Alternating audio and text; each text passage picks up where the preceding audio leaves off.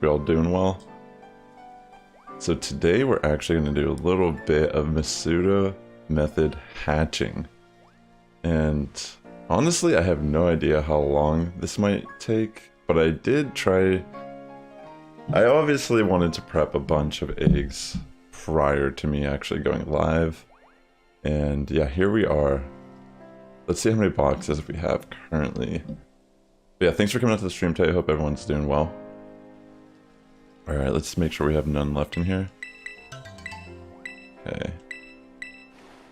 Yeah, I don't know how I feel about this breeding method yet. Yo, what's up, Ada? Great to see you. Oh wait, hold on, yeah. Let me adjust this. There we go. Alright, so yeah, I have a bunch of eggs. I'm gonna get out my, excuse me, my flame body Pokemon, and I'm gonna actually put up the buff as well. Hey Frostbite, great to see you, hope you're doing well. Alright, let me save. Okay. So, let me get this situated. So I have like 1, 2, 3, 4, 5, 6, 7, 8, 9, 10. So I have like 10 boxes. That's a lot. So I have over 300 eggs here. I do have the shiny charm, by the way. I actually do have the shiny charm. So I guess let's just kind of start doing this. I guess I can do it like that. Alright, so let me fly somewhere else. Maybe we'll go to like a city where I can just kind of like run in circles in it. But yeah, I have over 300 eggs. I do have the shiny charm. I did use a foreign ditto. It is a French ditto that I got from the trade code that was like pretty much publicized. I'm sure you even know what I'm talking about without me getting into much. But yeah, I got myself over after a bunch of like, you know, attempts. I got myself a French ditto. None of the IVs are particularly good on these Pokemon. I don't even know where to go. This city does not look like it. I want to find a city that's like kind of like a big circle. Maybe this is the city.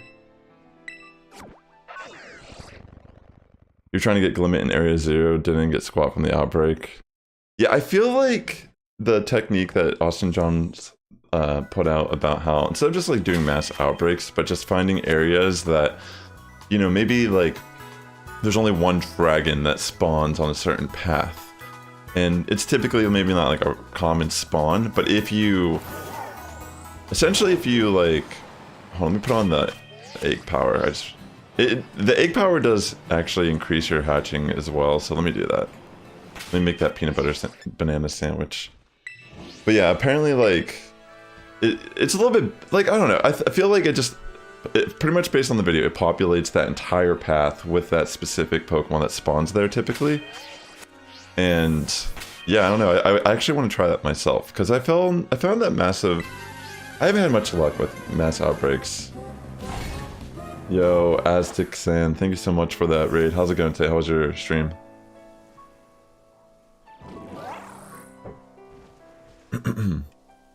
So right now we are actually about to make a sandwich to increase our hatching speed. Tried 3 times. Yeah, like I did the whole like resetting the spawns too with like making a picnic.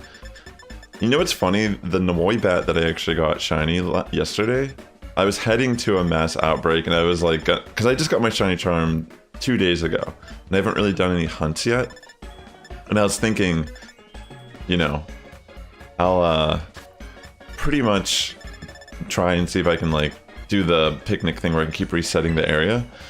And yo, it was crazy because right when I showed up there was a shiny. Like I didn't even have to like knock anything out. I don't know, I feel like when you start targeting shinies, it's a little bit more rough. You just finished your Dex in Scarlet? Oh nice, you almost got it. Nice. That's great to hear, yo. Hopefully you can get it, because I know, like, that's definitely what I was, like, prioritizing. Even though I'm a competitive battler, I just like the idea of having a shiny charm, even if I'm just casually grinding the game, because you know, you can find shinies and such just by not trying to find them. And that's always the best kind of shiny. I mean, obviously, like, targeted shiny hunts are nice too, because we want them for a reason. Like, I could shiny hunt Girafarig in the wild, for sure. But I want a 0 attack IV Girafarig shiny. And the chances of finding that in the wild is so rare that this is definitely our best method.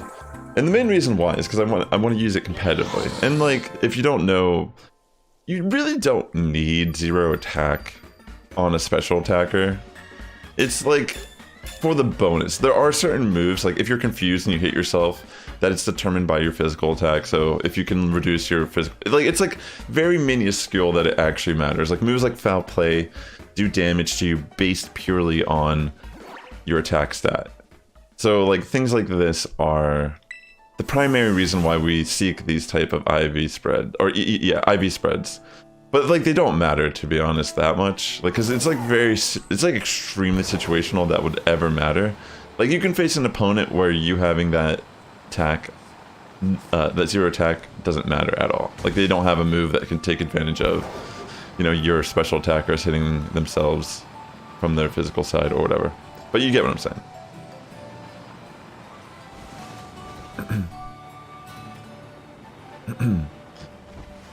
Yeah.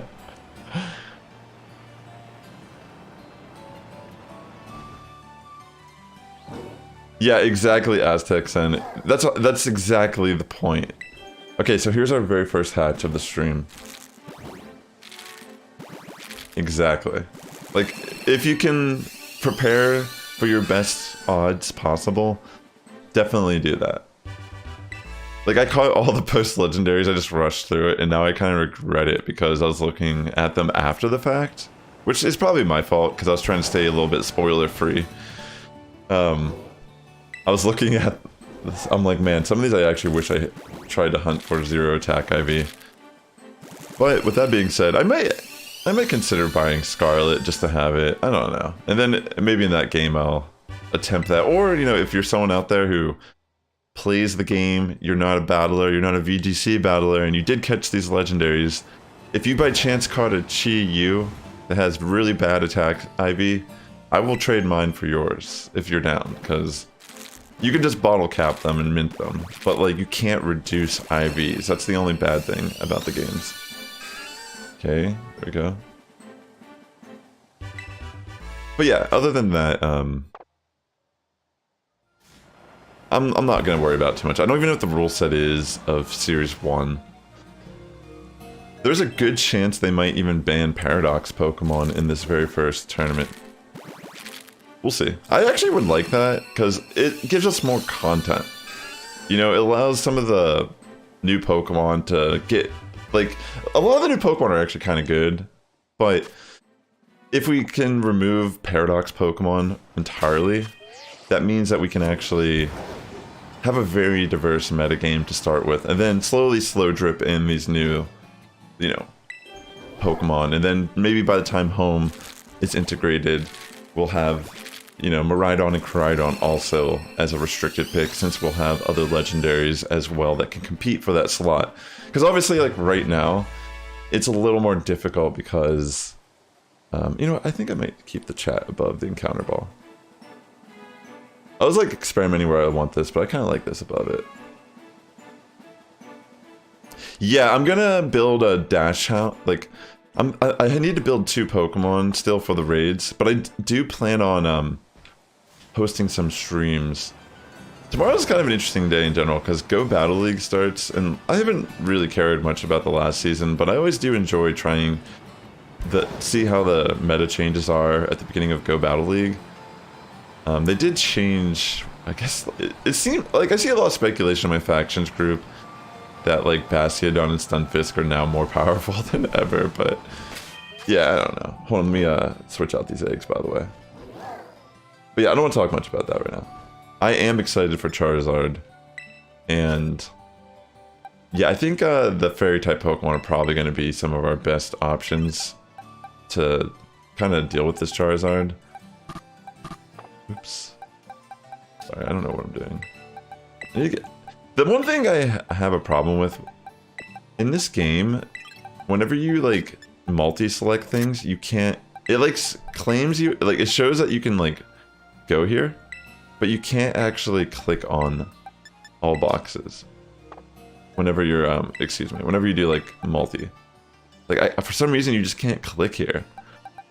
It's so weird to me. Like it's like little things like that are like, why is it like this? You know, it makes me a little sad. Alright, we're not gonna worry about transferring stuff right now. I'm just gonna try to mass hunt and hatch.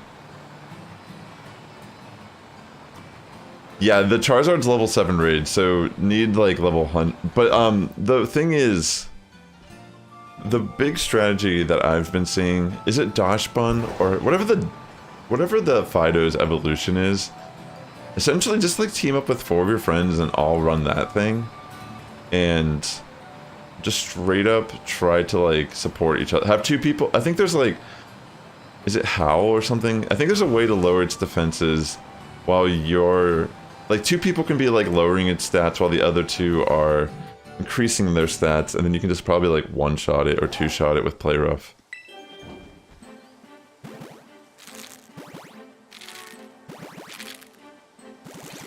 Wait, Knockdown beats Sunfisk now? Dang, that's actually kind of insane. Wait, so Knockdown can, with Shadow Ball and the Wing Attack energy generation boost, that alone?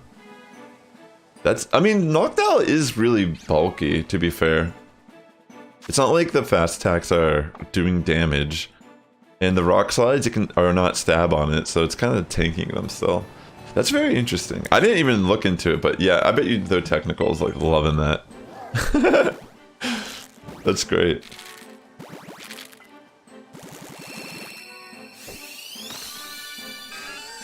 Yeah, I know what you mean. It feels like they're doing like, it feels like it's going to be very complicated to try to balance. It was interesting to see that Charm got nerfed, but like, did it really get nerfed? 1 point of damage. I mean, I guess it does add up.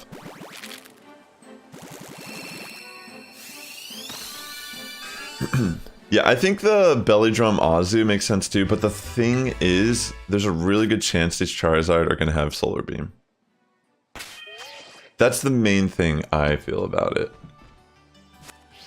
So while Azu will still be like a great setup, I think like I think it's still top tier.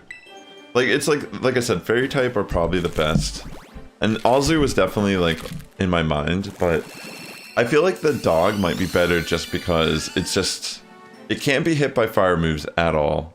If you like, that's pretty much what its ability does. It's immune to fire. It can't be hit by the dragon because of its typing. So that just leaves like 2 moves that are non-stab, and that's pretty freaking solid, honestly.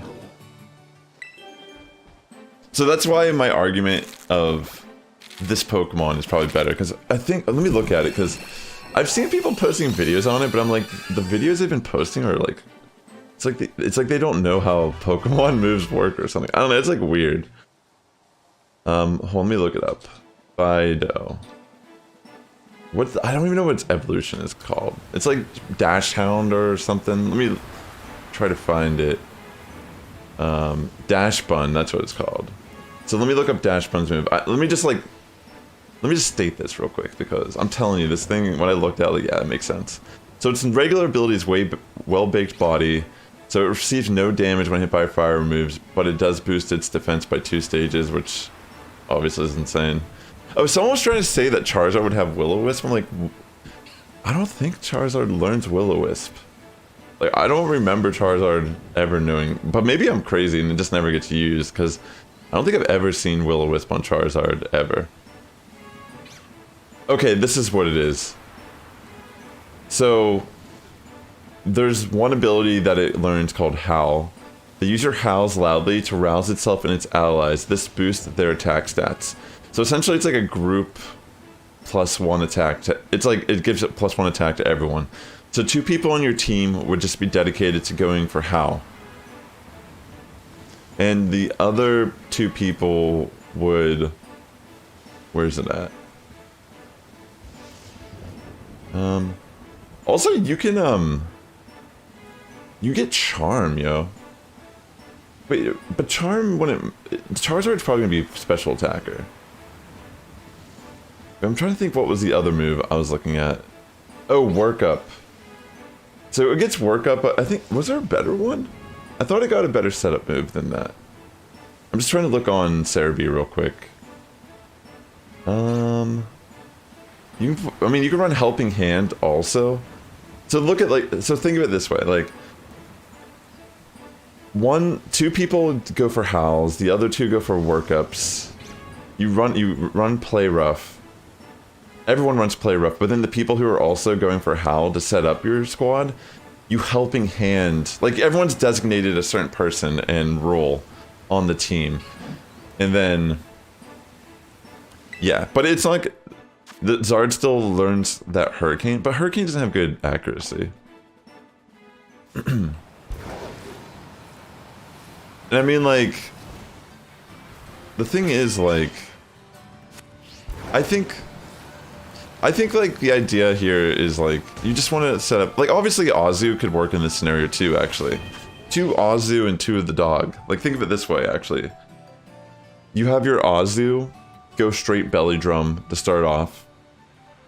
And you could actually even run Pokemon that heal to, like, heal up the Azu.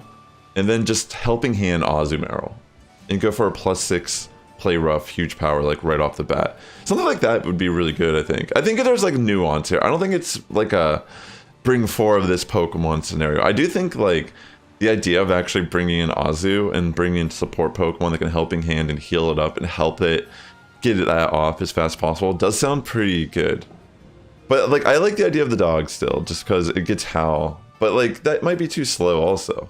Like, I do feel like it is true that the best Pokemon in raids are the ones that can set up super fast. That's why Iron Hands is so good, you know, because it can just belly drum as well. Belly drum is a common theme here for, like, really good Pokemon in raids. But yeah, I definitely feel you. I think regardless, it's gonna take strategy, and you're gonna have to, like, more than likely, there might be, like, I don't know how hard it really will be, but I will say that there are some raids that are easier in this Star 6 and 5 purely because of the Terra types and such. But at the same time, I can see it, like, I can definitely see these Charizard raids being really hard. Thanks, Ad6N, by the way. Alright, so let's continue our hatching here. Got a little distracted. But yeah, I do think it's worth probably having options. But if you're playing with people, then just come up with a strategy that's, like, very much reliant on you knowing, like, something that you can, like I said, I do feel like having someone who could, like, straight up just, like, heal Pulse and, like, Helping Hand just to get the maximum damage off it sounds pretty good. I honestly think that's a solid idea. But yeah, we don't know if they will have a rotating moveset on the Charizard, if they'll be a standard. If we look at Sword and Shield, even in, like, the Mewtwo raids and, like, the bosses, they typically had, like, variation movesets. But I mean, it's Mewtwo. I don't think Charizard, I feel like this is supposed to advertise a very specific type of Charizard.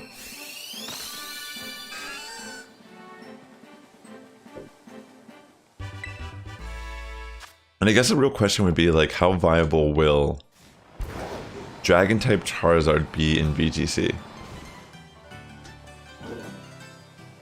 Oh yeah, you said the moveset was published. What was it? It didn't have a flying move, did it? Or did it have a... I don't think I saw a flying move on it, but maybe I'm just mistaken.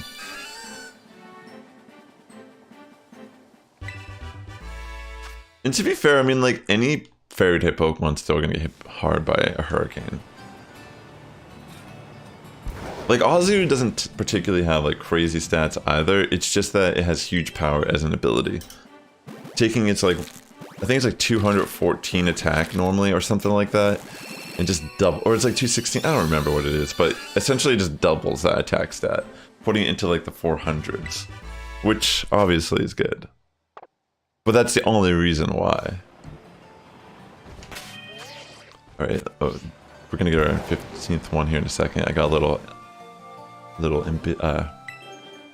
preemptive, I don't know. Yeah, so I'm trying to just get a 0 attack shiny for fun. I don't know if I'll actually run this on my competitive team, but I do see that it has some interesting viability, like its evolution so far. I'm not gonna sit here and breed my competitive team on Twitch or whatever, because I actually am competing in a VGC tournament on January 6th in San Diego. I'm pretty sure it will be the very first official Scarlet Violet tournament of this game. So, yeah, I'm actually really excited. It was pretty interesting because the signups sold out like day one. So as Blaze, Dragon, Terra... Okay, its abilities Blaze has Dragon Terra, Flamethrower, Dragon Pulse, and Metal Claw. Solar Beam. Alright, there you go. So it does not have a flying move at all. And Metal Claw obviously is probably the biggest threat to the fairy types, aside Azu, because it actually is neutral on Azu, which, you know, could lead to a case that Azu is maybe a better pick. But then, I guess it's like, you know, I guess it's really just, you gotta beat it down fast. I think it's just gonna be a scenario where you just gotta beat this Pokemon down super fast. Yeah, there's Solar Beam. I don't know how Solar Beam will work on a boss, though, because, I mean, traditionally, it's a 2-turn move, you know? So... Alright, let's see. I wonder if I'll actually be lucky and hatch this shiny today. I mean, I said I have like 300 eggs. I don't even know how many eggs we can possibly get through. I mean, I plan to be live for a couple hours. Alright, let me try to be a little bit more speedy about this. Thanks for coming out today, and also if you're watching on YouTube, definitely consider liking the video. It does help my content reach a wider audience. And yeah, just great to have you all here. I will be doing some VGC content coming soon. I did promise at some point this week. I have been playing a little bit off stream with rental teams, and I will say Terrestrializing is very interesting in practice. It's very fascinating. It feels like I feel like it's not as random as maybe I thought it could be, but at the same time, there's still like this shock value where people can still customize their teams in a very unique way. Alright, this is our 20th hatch of the stream so far. Let's just keep on going. Alright, no luck. So yeah, I bred a bunch of eggs. I mean, the way eggs are in this game, I don't even know if it's interesting to watch someone. I feel like it's not interesting to watch people breed much anymore. Like before, you could be working on getting more eggs as you were hatching your previous eggs, you know? And it felt like, you know, solid. But now it's like, I don't know, it made more sense to just prep a bunch of eggs off stream. So why 0 attack on Girafarig? Because it is a special attacker, and we don't need an attack stat on it. And since we don't need attack, it's actually more preferable to have 0 attack, because there are attacks and abilities in the game that do damage based on the Pokemon's attack stat. So for example, Foul Play, a dark type move. This is actually the perfect example for this Pokemon especially. Foul Play's damage is not determined on the attacker's attack stat, but the receiver's attack stat. So if I had the lower my attack is as a psychic Pokemon, it is better if they have that particular move, because it will do less damage to me. So it's like very situational, but it's optimized for competitive play, meaning that like there's, you know, if I hit myself in confusion, for example, I actually do less damage to myself than if I had 31 IVs, which essentially is adding 31 stats to your base attack. You know what I'm saying? So that's the main point of this hunt in particular. And I'm just trying to test out the waters with breeding in this game. What is it actually like? Are we gonna be sitting here for 1,000 eggs trying to get this shiny? Or will I get one luckily? I do have the shiny charm, but yeah. And I do think its evolution will have some interesting viability because of its ability to block priority. So yeah, obviously I could just go hunt this Pokemon in the wild and probably find it. Like relatively, maybe faster or the same amount of effort. But this is just with that in mind. Like I want to use this in VGC at some point. Whether it be for fun or for serious.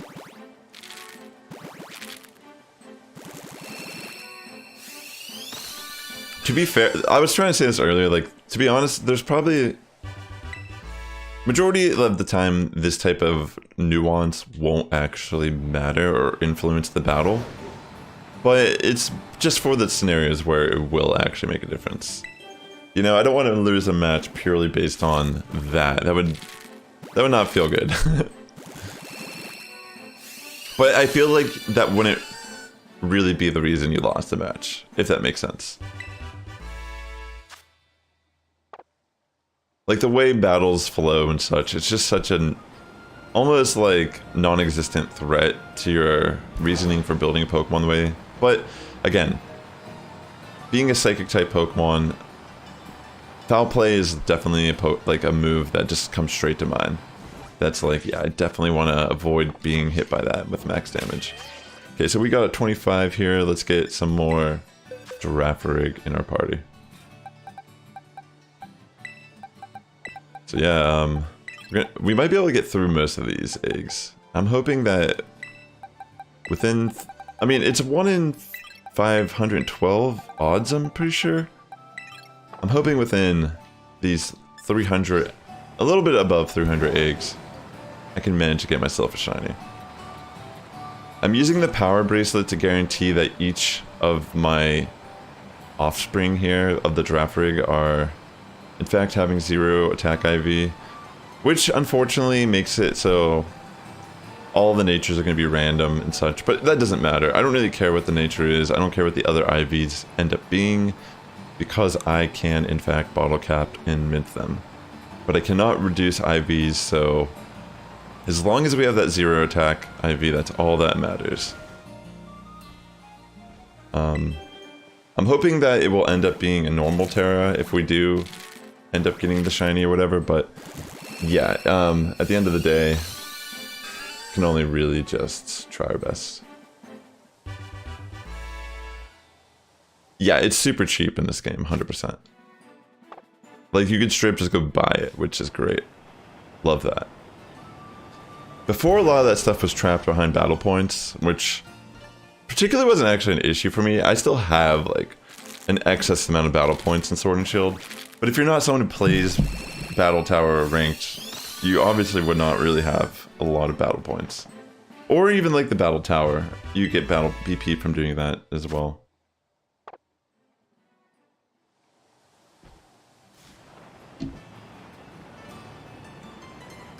Competitive Pokemon is pay to win. Right? Good thing it's all like Monopoly money.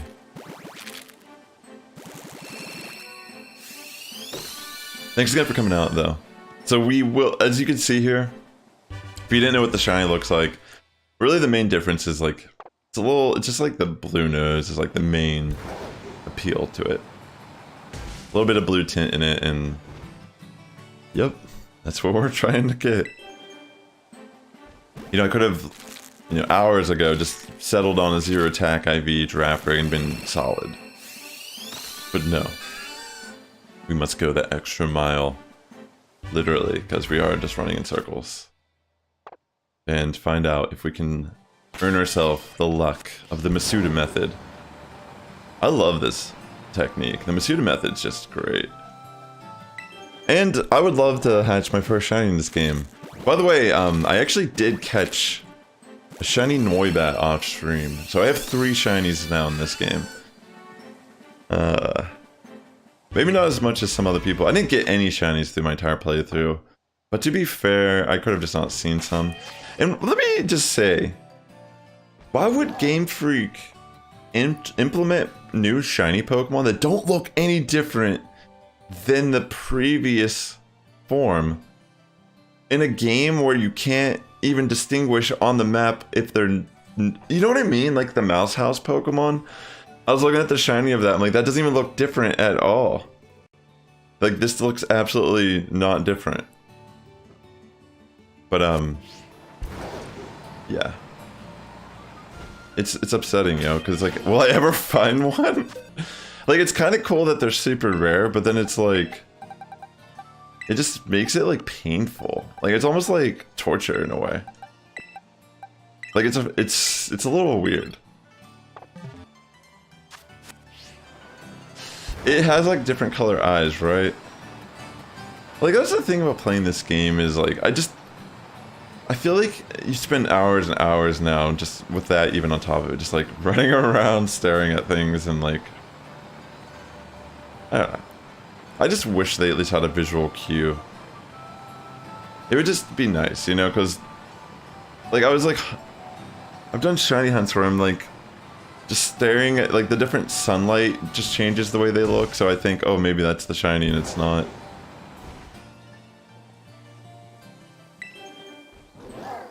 Alright.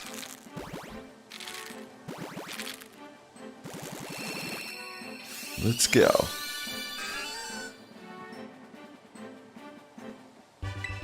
Okay. Got our 31st hatch, no luck.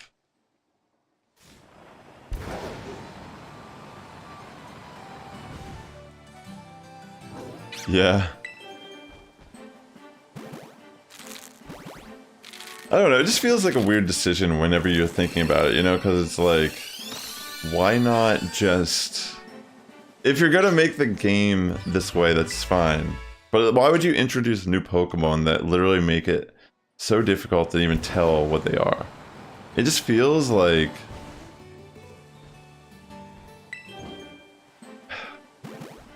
I don't even understand the thought process behind that. Like, it's like people just think, it's like they're just messing with people. Like, I feel like maybe in a way it does create more value behind that, but it's like... To think that you... Like, I saw people justifying this stuff like, oh, but you can use the Let's Go feature to find out if it's a shiny or not. It's like, bro, like, why the fuck would I just sit here for, like, if I'm trying to travel somewhere, just non-stop check every goddamn spawn like that? Like, Jesus, yo. Copium. It's like, what? It's like, yes, it's nice that if you're doing a mass outbreak, it won't kill the shiny. Like, that's... I think that's the real intent of it. I don't think it's meant to be some type of radar that is like, let me find all the shinies for you. You know what I mean? Like, it's meant to, like, just not kill a shiny. If you, by accident, send your Pokemon out like that. Like, it's... I think it just, by coincidence, duels as, like, a verification of a shiny. You know? Oh, you got the shiny Glimmet. Congratulations, Ada. That's... So, it worked for you. Wait, can you, ban that person, Ada? Please. The Simb... The person who's advertising some random store. Wait, can I do it from here?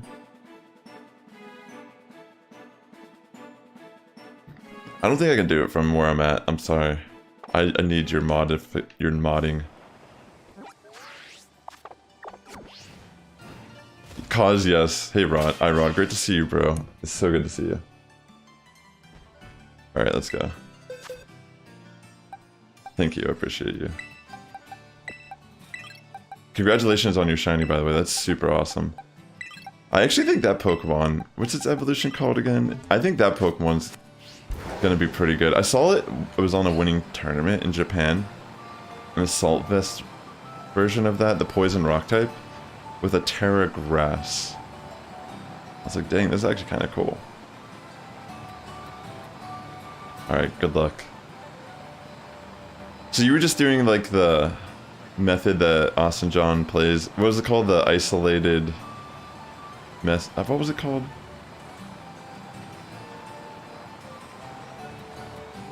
I think I need to put on egg power again. I guess the eggs aren't hatching that much slower, but I might put on egg power so they go faster. Glamora, yeah. Okay, no shiny. I really hope I get lucky today. Mainly because this is like opening up a Pandora's box when you start shiny hunting. It almost feels like this is almost the worst way to shiny hunt now. But I mean, if I want competitive IVs, this is the best way to get them. You know? Right, no shiny. Let's keep going. I don't know how much difference the egg... I mean, honestly, the egg power probably does make this way faster.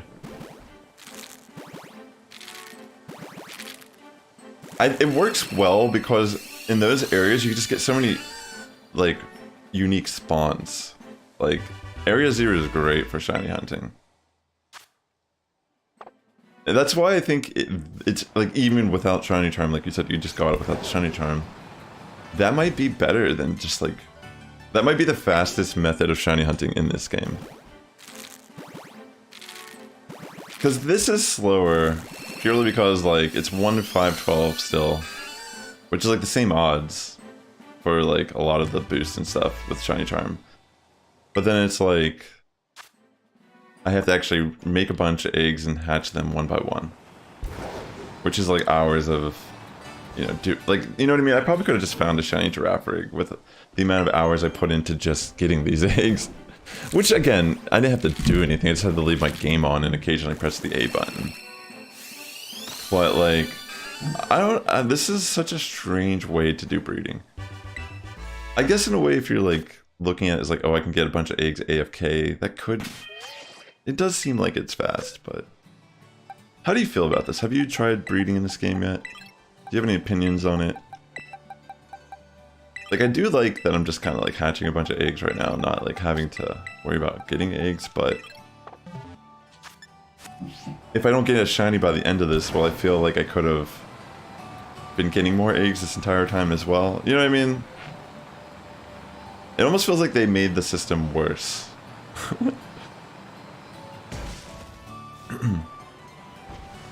Best breeding Pokemon game ever. You like it? What is uppers? Like drugs? You mean like stimulants? Like cocaine or Adderall or something? I think that's what they're talking about. Is that what you're talking about? You just come in here asking like... You just Google that. What is an upper? Oh, you're saying what is uppers? As in like hello. Oh my god, what is wrong? Why did my mind go to that? Maybe I'm the one. I'm the problematic one here. You were just saying hello, and I'm like, what are you asking about uppers for? Huh? Go. Why do I, you know, maybe no one even knew what the hell that is. And I'm just, why do I know? But yeah, I'm just trying to breed a shiny Girafarig. What? I mean... I don't know. That's a great question. Maybe it's because they're in my mind. I mean, I have caffeine right here. This is an upper, technically. So, I mean, there it is. It's all stimulant. It can go drastically from the cocoa bean to cocaine. Or crack. Cracking some crystal meth or something.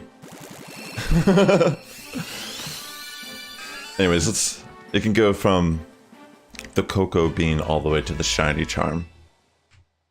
The true stimulant. I feel like that what the reality of the shiny charm is, it kind of gives off radiation. So it's actually like making these Pokemon ill. That's why they gain their shiny look. That means that they don't have a long shelf life anymore. I mean, if you actually look at shiny Pokemon, do you ever see that? I think it was Game Theory. They put out like a theory about how all the shades of shiny Pokemon, like, okay, so in nature, whenever there's like a discoloration of a species, it's usually like a deformity. And if you look at shiny Pokemon, a lot of times, like the way they're colored, they look like they're like a sick version of the normal Pokemon. Like look at Standler, yo, it's a green deer. Like that shit's like, its days are numbered. Like I genuinely believe like some of these are like, the way their shinies look, like look at, you know, like this deer, it has hypothermia. I mean the giraffe here. The one I'm trying to breed, you know, it's been sitting out in the cold way too long. Its nose is like, it's gonna die from hypothermia. So we need to make sure we hatch it and give it a warm place to be. Some Herba Mystica. Yeah, I got the Herba Mystica on my mind. I got that spicy Herba Mystica. Dude, I want to make like a reggae song called Herba Mystica. And it's about like raiding and building Terra type Pokemon. Yo, I saw the funniest meme. Yo, I should actually show this to everyone. This meme is like top tier, in my opinion. This is like one of the best new memes of the game. Well, let me find this. It's a TikTok. It's actually pretty great. Hold on.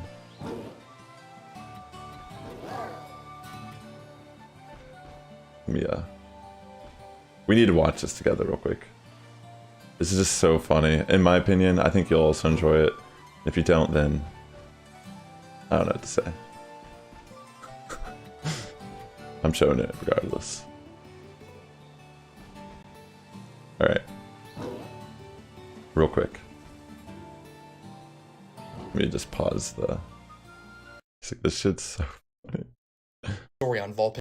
I saw this crazy story on Vulpix News the other day. It was about this terastallized Pichu who was only level 7. Level 7. So you're telling me that this baby Pokemon, who was born a biological electric type, mind you, just walks around, dresses up as a fire type with a silly little hat, and the trainer just lets him do it? I mean, isn't that crazy? I just don't understand this new generation. If it were up to me, that Pokemon trainer would be put in jail for I saw this crazy story on Vulpix News the other day. Yo, this is so good, yo. Was only level 7. This is like the best meme ever. So you're telling me that this baby Pokemon, when I saw this morning, I was a dying. Biological electric type, mind you. This is just so walks around, funny. Dresses up as a fire type with a silly little hat, and the trainer just let. I just had to share that because I thought that was great. Anyways, let's continue on our shiny hunt. That guy's TikTok's actually pretty funny. He like he like makes a bunch of jokes like because you know like it's just such a funny concept, like conservative person playing like a Pokemon game, and like it's just so funny, yo. It's honestly some of the funniest shit. You ready for your first day of school? Very nice.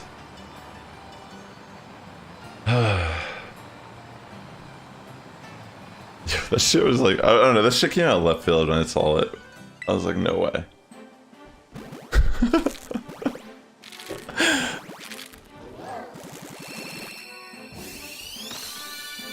Alright, no shiny here.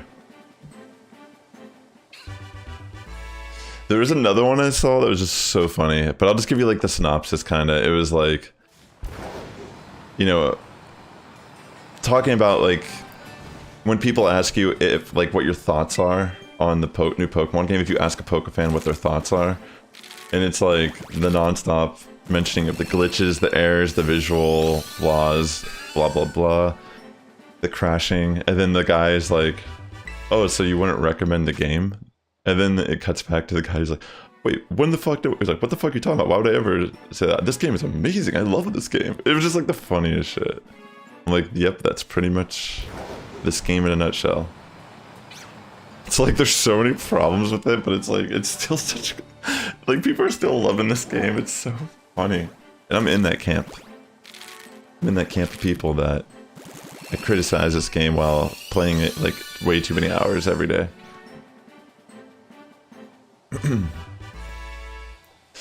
Yeah, I mean, I will admit some of the glitches made it hilarious. Like the cloth one. Like whenever you, like there's a way you can like pretty much get, it's so hard to explain. But you can make it so it looks like cloth that Titan just like brutally murders you in the story. It's crazy. It's honestly pretty funny. I mean, it sucks if you lost a shit ton of save data, but that's not happened to me. So, until that happens, it's like that situation where until they come for you, you're gonna be okay with it. It's just a part of being human.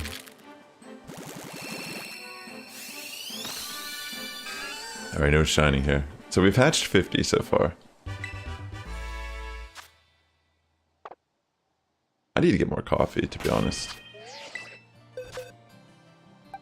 I really... Oh yeah, just to show you, just to verify, as you can see, every single one of these Pokemon have no attack. I'm not going to get rid of these, because if I have to breed more, I'm going to actually find one. Like, see how this one has... Where was it at? I saw one that had best in attack also. Where'd it go? Is it my party? Well, it doesn't matter. The point is, I could find one with like best in special attack, best in HP, and breed those, you know what I'm saying? As the parent, because my current parent has terrible IV. It's decided it had no attack.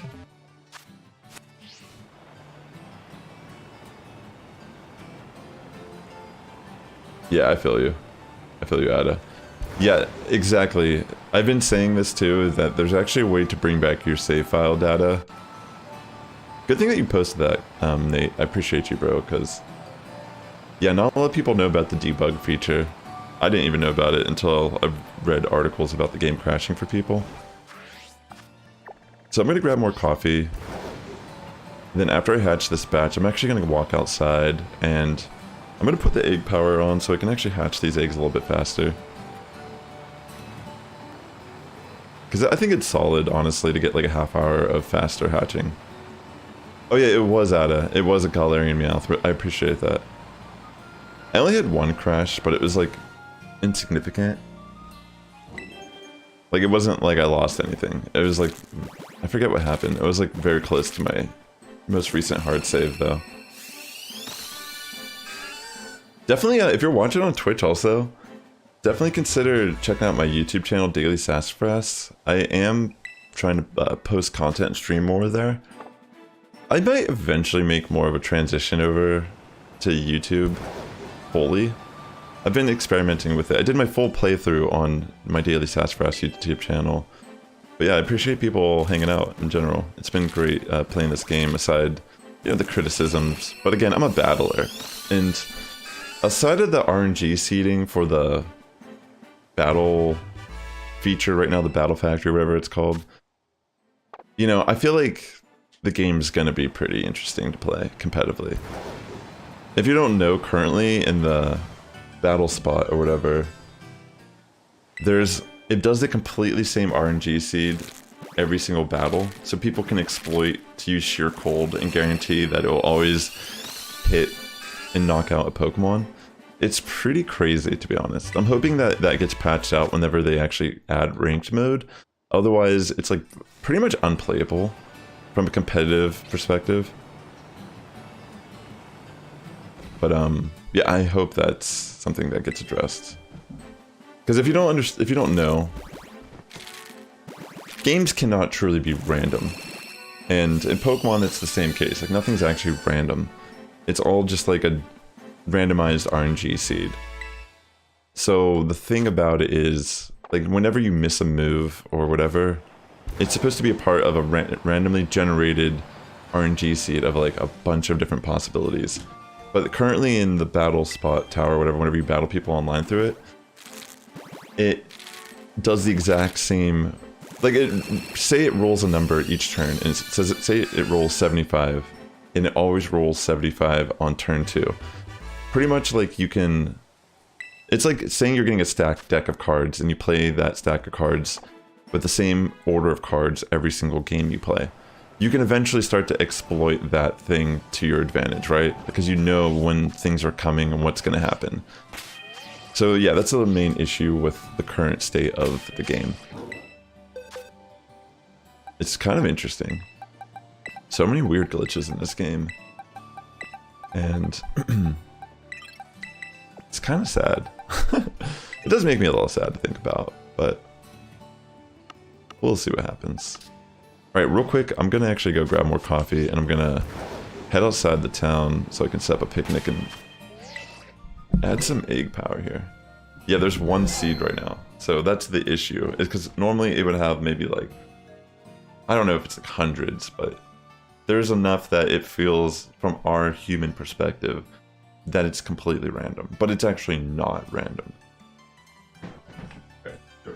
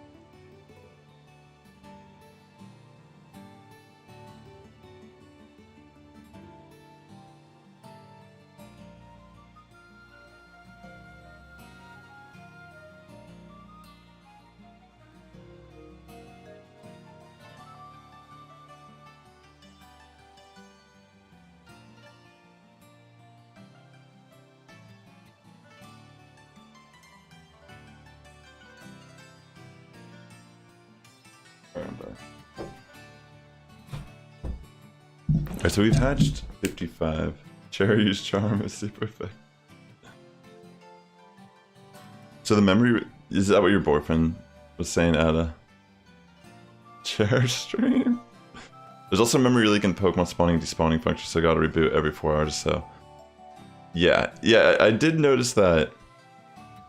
For me, it seemed that like when I played in handheld mode, it was a lot better performance issue, like performing wise. Definitely docked mode is when my game crashed for me the one time as well. Alright, can I do the picnic out here?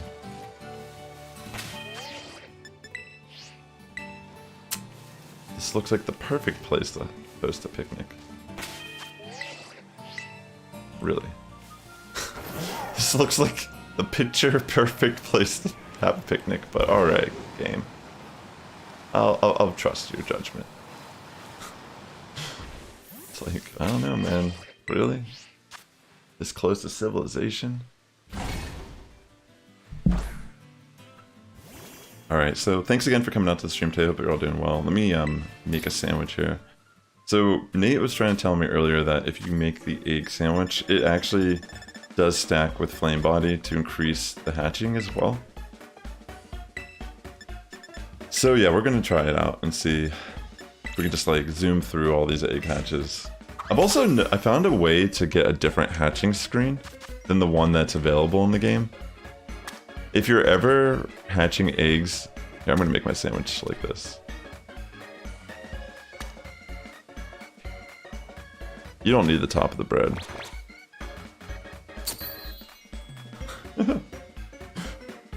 Now that is, that's how I like to enjoy my banana peanut butter sandwich. More bread than anything else, and a little bit of banana. You know, but not at the beginning, and not across it. Because we don't want to taste that banana until like we're just overwhelmed with banana. It's for that that umami experience. You can't even see them. It's just like, what are these, like Americans just eating sugar bread or something?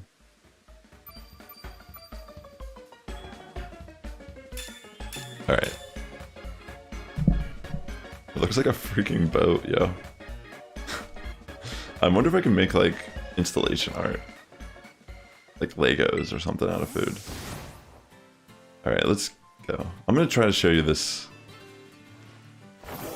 So if you're ever running along like areas where I guess you typically couldn't hatch an egg, like wait, I've never fought that person. I'm trying to think of like where would be a good. I think like running around like on the mountainside or on something like that is an example. So let me try doing that. So if I do this, it should cut to a completely different like hatching screen. If I do this right. Whoa.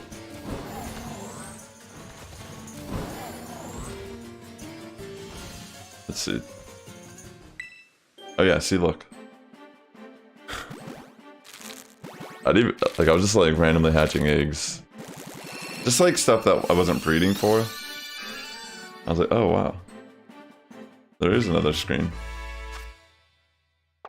Because the other one's like glitchy. Very glitchy sometimes. But yeah, if you're like in an area where it doesn't make sense for the game to spawn the egg in front of you. See, like, I think it has to be like at an angle. Like the terrain has to be uneven or something that you're on.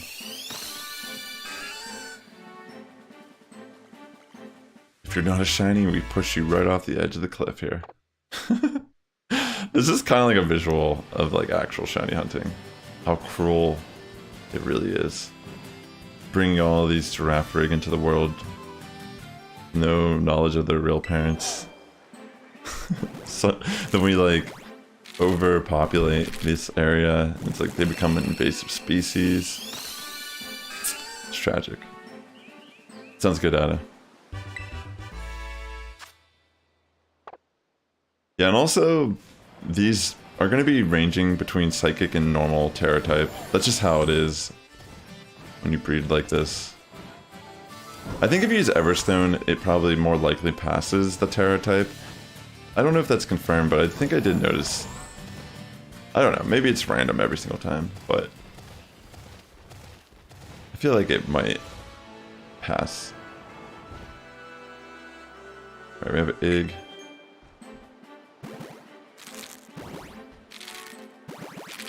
The berries, I think you can buy in auction in the port town, and also you just find them on the map. They're like little sparklies, pretty much. Yeah, so like an area like this where Axial spawns, for example, if you put on Dragon Encounter increase and like went to an area like this, a lot of these would just respawn as the Axial. So you can really shiny hunt that way. You don't even have to give it shiny boost power. You can just increase dragon spawns. And those are relatively affordable recipes. Like you could just be casually running around boosting certain type spawns in the area. Like this could be a shiny. Like I would never know. It's like they force you to check every single one of those you see. If I ever did get a shiny of this though, that would be a hard flex. Especially if you got the 3-parent family. Because that one's the rarest. I think it's like 1 in 100 that you could even get that.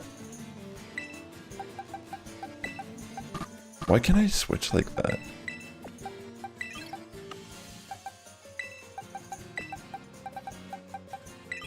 It's just shit like that, I don't understand.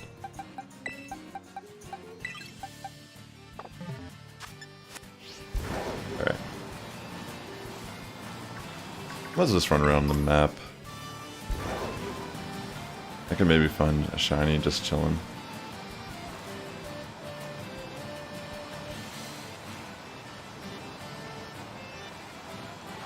surprised I never fought that trainer. I love that there's no fall damage though. Like, it just feels good to have no consequence of just like jumping off the edge like that. Where is this Pokemon at? Why does it do that? It like despawns like right when you show up. Afax, Tempest, welcome to stream. Alright. It's our 61st egg hatch. Let's see. Alright, no shiny. Let us keep hatching our group that we have. So I have a 1 in 512 chance to hatch it. I mean, even if we hatched every single egg I do have in my box, we're still under odds, technically. So we'd have to be lucky to hatch it. And there is always the chance that pretty much we will not be able to hatch it, even if we did go over 512. Right now I'm trying to hatch a 0 attack Girafarig for competitive VGC battling. So I want to evolve this into the evolution, but I want 0 attack IVs just because it's like the optimal customization for it, stat-wise. Because we will be running it as modest nature, and we're just gonna emphasize its special attack. But if we lower its physical attack, it does give it some advantage in certain niche scenarios with like foul play and hitting itself in confusion. So we're using a power bracelet on a parent. So we bred a bunch of eggs that have no attack. And now we're just trying to get a shiny. We can fix everything else about it with bottle caps and mints to get the right nature and such, but getting 0 attack IV is probably the hardest thing to do on a competitive shiny. Considering that if we tried to catch one in the wild, we'd probably catch one maybe I think we'd catch it faster, honestly, with like all the different techniques I have in this game. But to get one with 0 attack IV guaranteed, this is definitely the best method. And yeah, I used a French Ditto with my parent that had no attack. So we did Masuda method all these eggs, but yeah, it's still 1 in 15 chance to get a shiny.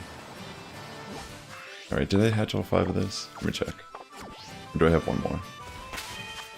Okay, that's 5 more. Let me... The shiny boost doesn't affect egg hatches. And also, whenever, even like outside of that, whenever eggs are collected, it's already predetermined if it's shiny or not. But yeah, I know for a fact that the shiny boost does not affect hatching or eggs at all. Slowpoke is another one that might be kind of hard to tell if it's shiny or not, depending. I appreciate it though. Definitely appreciate the offer. I definitely think that's I know the exploit you're talking about, and I actually want to do that at some point on stream to like give people some boost too who are like watching.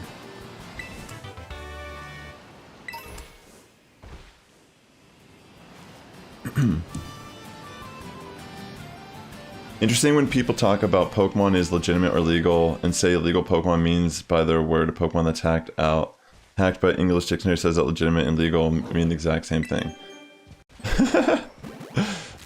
Yeah, I think like those are the same thing, aren't they? Like, I don't understand either. Like, yeah, it is. There's a lot of crazy exploits in this game right now. It's like mind-blowing. I wonder if they'll ever patch that out. Like, there's one that I saw going around about like, if you're, this only works in raids that are actually hosted by friends. See how it randomly, why did it choose this screen for this area?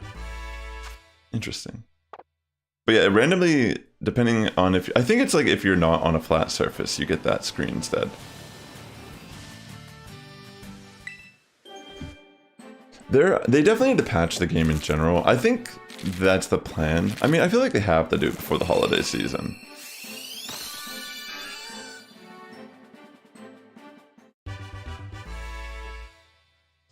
Legitimate means, I think what they mean, actually, yeah, now that I think about it, I think like the context they're trying to say is legitimate means like they actually caught it in their game without the assistance of third-party software.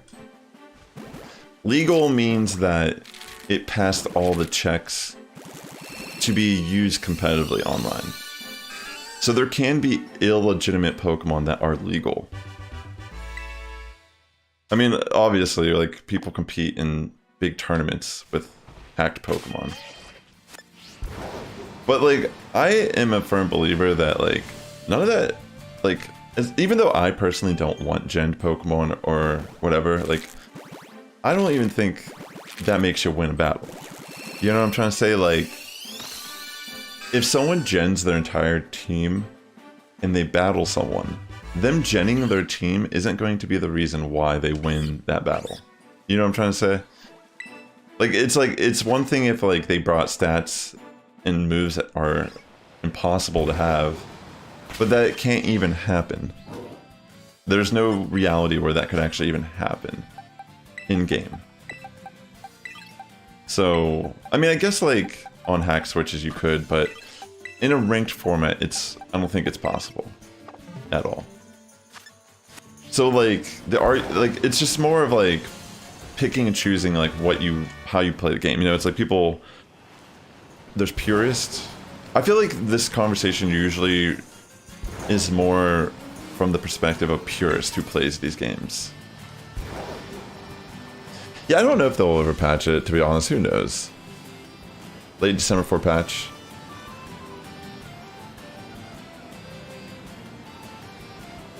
Well, yeah, but, like, in any game, like, even in Pokemon Go, like, people spoof, people use rockers, people use defit, people pay money to accelerate the process in the game. And it's like, there's a lot of layers to, like, and specifically retaining in Scarlet and Violet.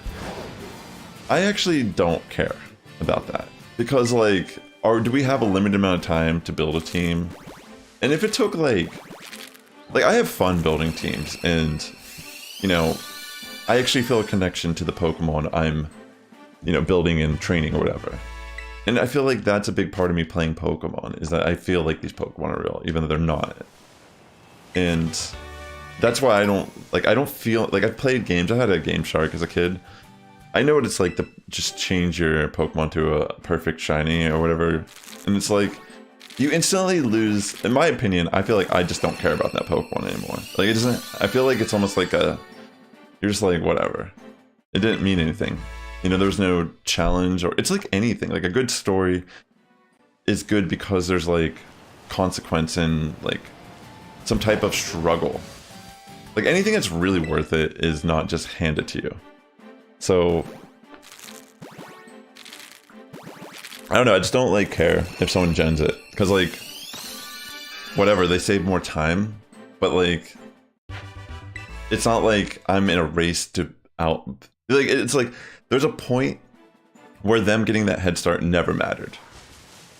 If that makes sense. Like, that's just my personal opinion of it all, though. Like, it could be annoying, you know, to a degree, because it's like, I have to grind for these Terra Shards. I'm sure that will become a point where, a contestment where I'll be a little annoyed. But, like, I don't care that much. Like, I feel like, again, it doesn't actually derail my personal experience playing the game. And even if I'm facing someone who only gens their Pokemon, like, they still have to beat me in a battle of wits. You know? And, like, maybe that's, like, two different types of people, too. Like, is Pokemon really a game that you can just, like, rush through? Or is it a game you have to take your time with and understand and, like, sit in your thoughts with it and, like, digest, like, what you're actually doing? Is it actually worth it to do these things? I know, personally, I feel like there's like a lot of nuance in the conversation, but as someone who's like played Pokemon my entire life, from the very beginning of this franchise and watching it evolve, playing at a time when genning maybe arguably was more of an argument that like, yo, it takes me forever to breed these competitive Pokemon. Like even just breeding legitimate competitive Pokemon took forever because there wasn't bottle caps. Like you literally had to breed for the right IV spread or just accept that you weren't going to have good IVs. But nowadays, that's not an issue by any means. So like, that really took out a big portion of like why I think maybe I would care about the conversation of genning and hacking. But yeah, it's like I don't care about shiny Pokemon on that level that I feel like my experience is being dwindled if someone has like a full shiny team of perfectly IV spread Pokemon. You know, I don't care at all. Like, it's not my job to care about that stuff. And like, you know what I mean? Like, am I gonna care if someone comes in? Like, imagine someone comes to you and they're like, I have all these shiny Pokemon. And it's like, yeah, that's cool. But it's like, even just watching someone enjoy, like, getting a shiny in the wild, like, that's what it's about, you know? Hey, what's up, Rick and Morty? Yeah, exactly, like, trying to get, like, 0 speed in previous gens is absolutely more difficult. So yeah, like, especially in this game, like, I would say the only thing that kind of bothers me is that people will, for example, like, I'm in a scenario where I wish I kind of, you know, tried to catch a 0 speed IV Chi-Yu, or whatever it's called. And I don't know if that Pokemon will ever, like, be something I need with 0 attack. It's ideal for a Pokemon that's like that. But, like, my point is, like, the situation that I need 0 attack or whatever on it might never matter. But it's like a scenario that I would like to account for. And there's people that can just gen that Pokemon into their game, make it look like they caught it in game. And yeah, that's really annoying to me personally. And that actually is a competitive advantage. Like, that is probably the one scenario where I could be like, the fact that people can like gen 0 speed or 0 attack IV on these pretty much rare Pokemon that are one-time catches in your game, that is unfair. But at the same time, it's like very situational that would actually matter. And if you consider like that's on the table, like you're already kind of playing around it to begin with. You're already prepped for that strat. You know what I mean? Like if you're paying attention to tournaments and what's happening in the meta, you're not going to be caught off guard by that type of thing.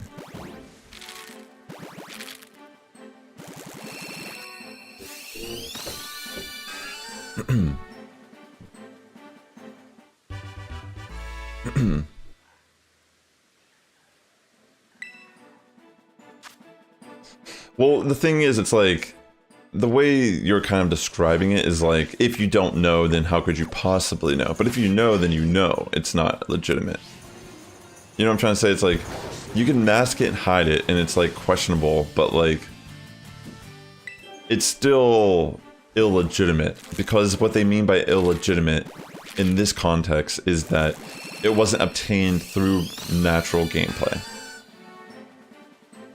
Like, RNG manip, I think, is still a legitimate way to get Pokemon, because you are just learning how the game generates shinies, and you're pretty much using an encyclopedia to access where the shiny frame data is. But if you're using like custom firmware, then that's technically using means that other people couldn't do naturally. But yeah, I mean, it's like a... The thing is, like, for example, there's a lot of tall tale signs, like rare balls that get traded to you. Like, if you get something traded to you, an apricot ball, it is possible that that is cloned or gen, because why would someone waste their rare ball and give it to you? It's like little things like that that could maybe be a sign, but it could be legitimate too, you know, because in this game, at least like Scarlet and Violet right now, people can just dupe items in general. Like, they can dupe bottle caps, they can dupe balls, Master Balls, pretty much anything that's able to be held by a Pokemon. And like, is that considered illegitimate? I don't really... I feel like it's a gray area, but I would say because you can do it and anyone can do it, it's an exploit for sure, but like, I don't think you'll get banned or in trouble with Gamefreak for something that honestly is being promoted by popular YouTubers as well. Like, I feel like when the more tame YouTubers are covering exploits and glitches, that's a sign that it's just like wildfire, that it's like you can't avoid it. It's gonna be, people are gonna be using it and doing it, so it's more about deciding for yourself, like, where do you draw the line in the sand? Do you join, or do you just kind of like march to the beat of your own drum? And personally, I feel like it doesn't, there is no right answer. Like, if you want to do the Miraidon or Koraidon glitch to get items, like, do it, yo. Like, I don't think you're gonna get in trouble for doing it. I personally feel like, as someone who is gonna be competing, and like, who really knows, like, people in this community get all fucking crazy about shit, you know? Like, how many times has Wolfglick been called out for like using hacked Pokemon for like competing? And it's like, it's things like this where it's like, I don't know if it matters. Like, even if, I doubt like someone who's that reputable would like even, like when you have that many people around you, like, I'm sure there's a possibility that the person trading it to you, sure, maybe Gen or whatever. But it's like when you have so much access to getting all the Pokemon you actually need, why would you ever even risk it, you know? That's kind of how I look at these situations. It's like, literally, it's not even worth it. And like, someone like that doesn't even necessarily have to like win a championship to still make content and make a living off of their knowledge of playing Pokemon. It's like he purely does it because he loves Pokemon. Like, he still wants to compete because he cares about it on that level. And I know like there are people that just don't like him. And honestly, I don't get it, to be honest.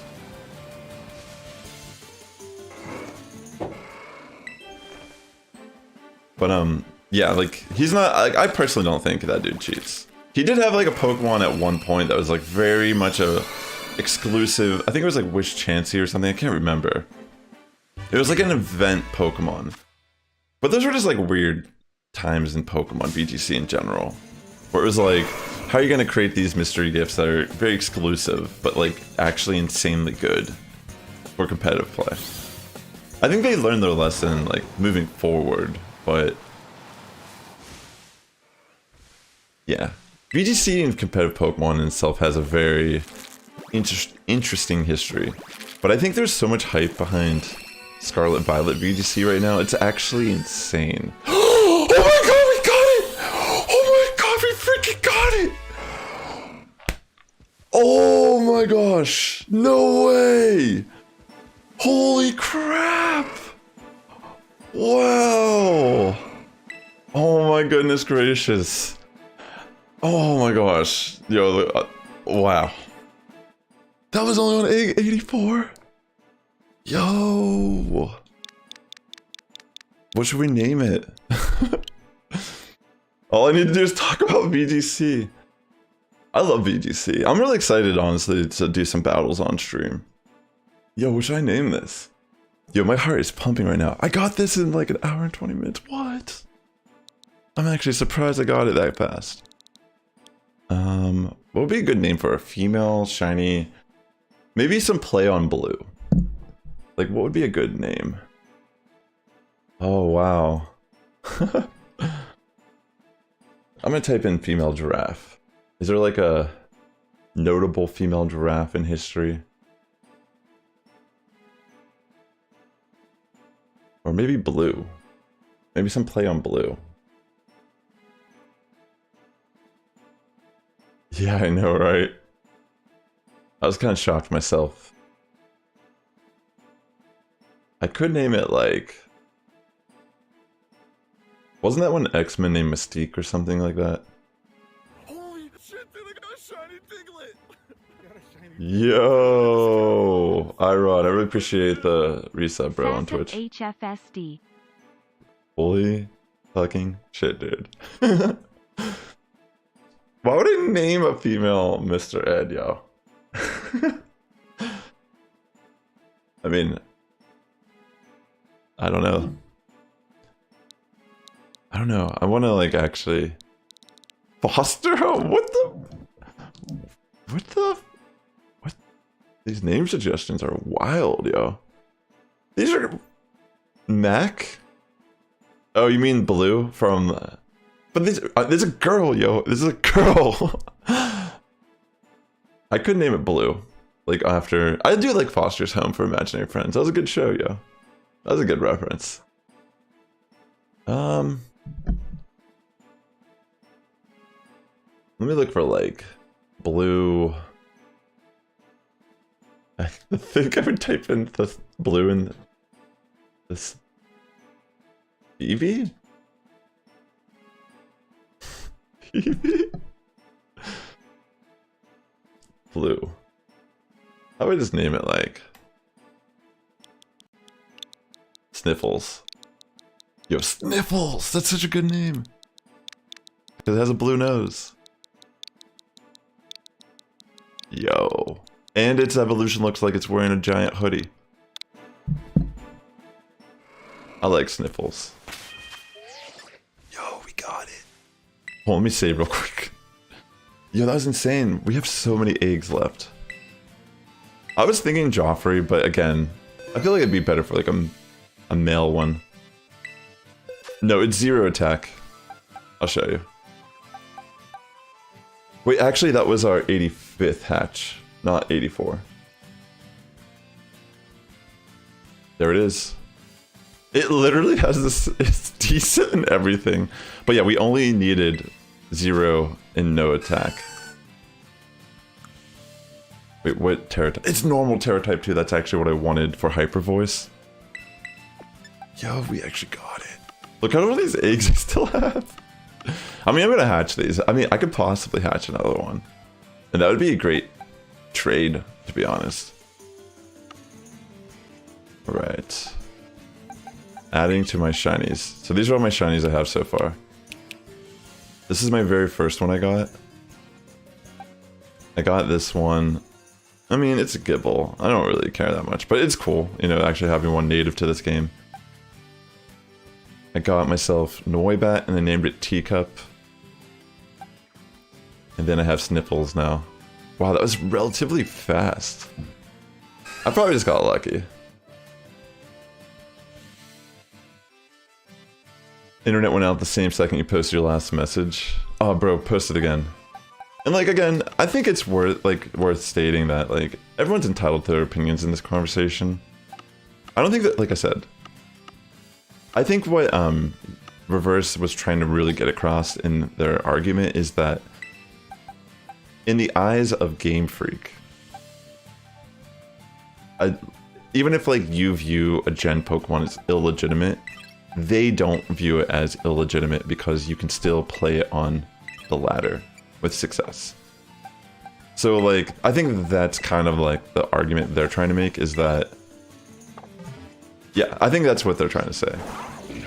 And I think obviously if you don't know, you don't know, and if it doesn't affect your gameplay, and like I was trying to say, I could have been facing many people in VGC that completely gen all their Pokemon, but all that matters is if I win or lose the battle. And it all is going to come down to my knowledge of the game, team building, EV spreads, and predicting. Which is something that you can't cheat. You can't cheat knowledge. Let me cut to the knowledge meme. So like, again, like, I personally, even when I trade, like I want to trade for legitimate Pokemon, that's just kind of how I am. But play the game how you want to play it. You know, if you want to just build competitive teams super fast and play them, that's like your prerogative.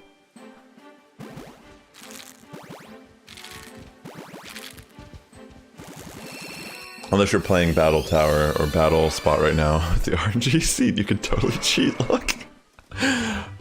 Like, apparently you could just like go for fake out sheer cold in most scenarios and it guarantees sheer cold. Like, it's still confusing to wrap your brain around when you think about RNG seeding in games, but that's why RNG manipulation is such a bizarre hobby, where I feel like, you know, it does take a lot of time and patience and skill to appreciate that. Okay, so this is 87.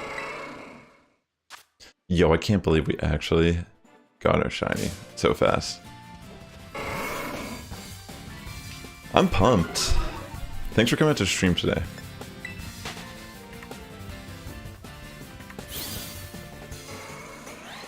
So I just want to hatch the rest of these eggs.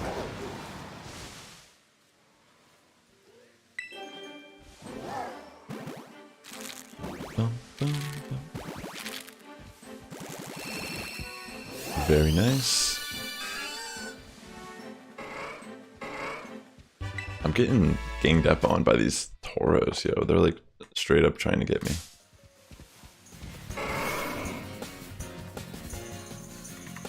This is a regular one though. At some point I want to try to find the water one. I just haven't. Since it didn't matter for the dex entry, I didn't really care about it. Imagine getting the shiny water. That'd be cool.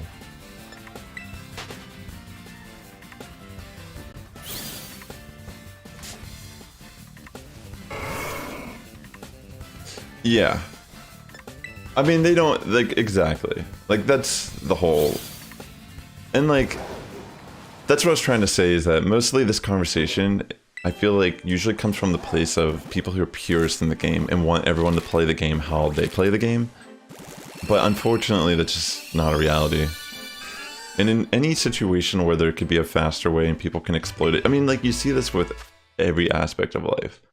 If you ban something or remove it and someone finds out a better way, people are going to jump on that. You know, you can't truly remove or prevent people from doing some stuff. People will always find a way.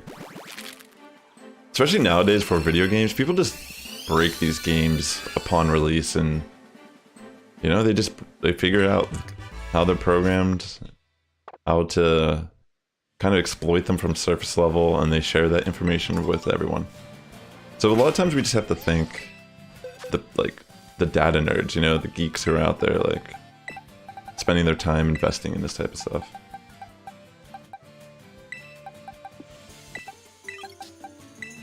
Alright.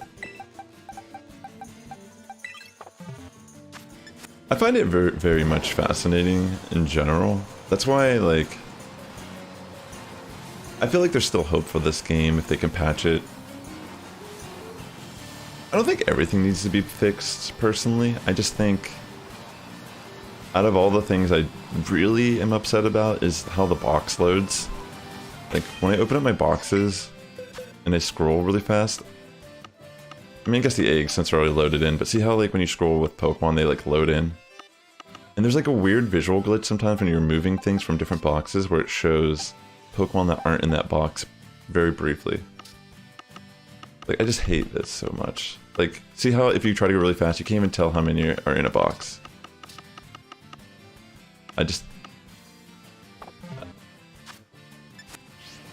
That alone is what bothers me.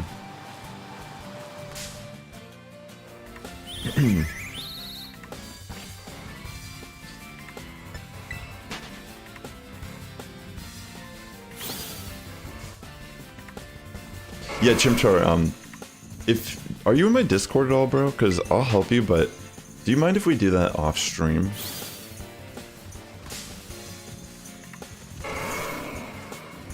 I can totally do that for you.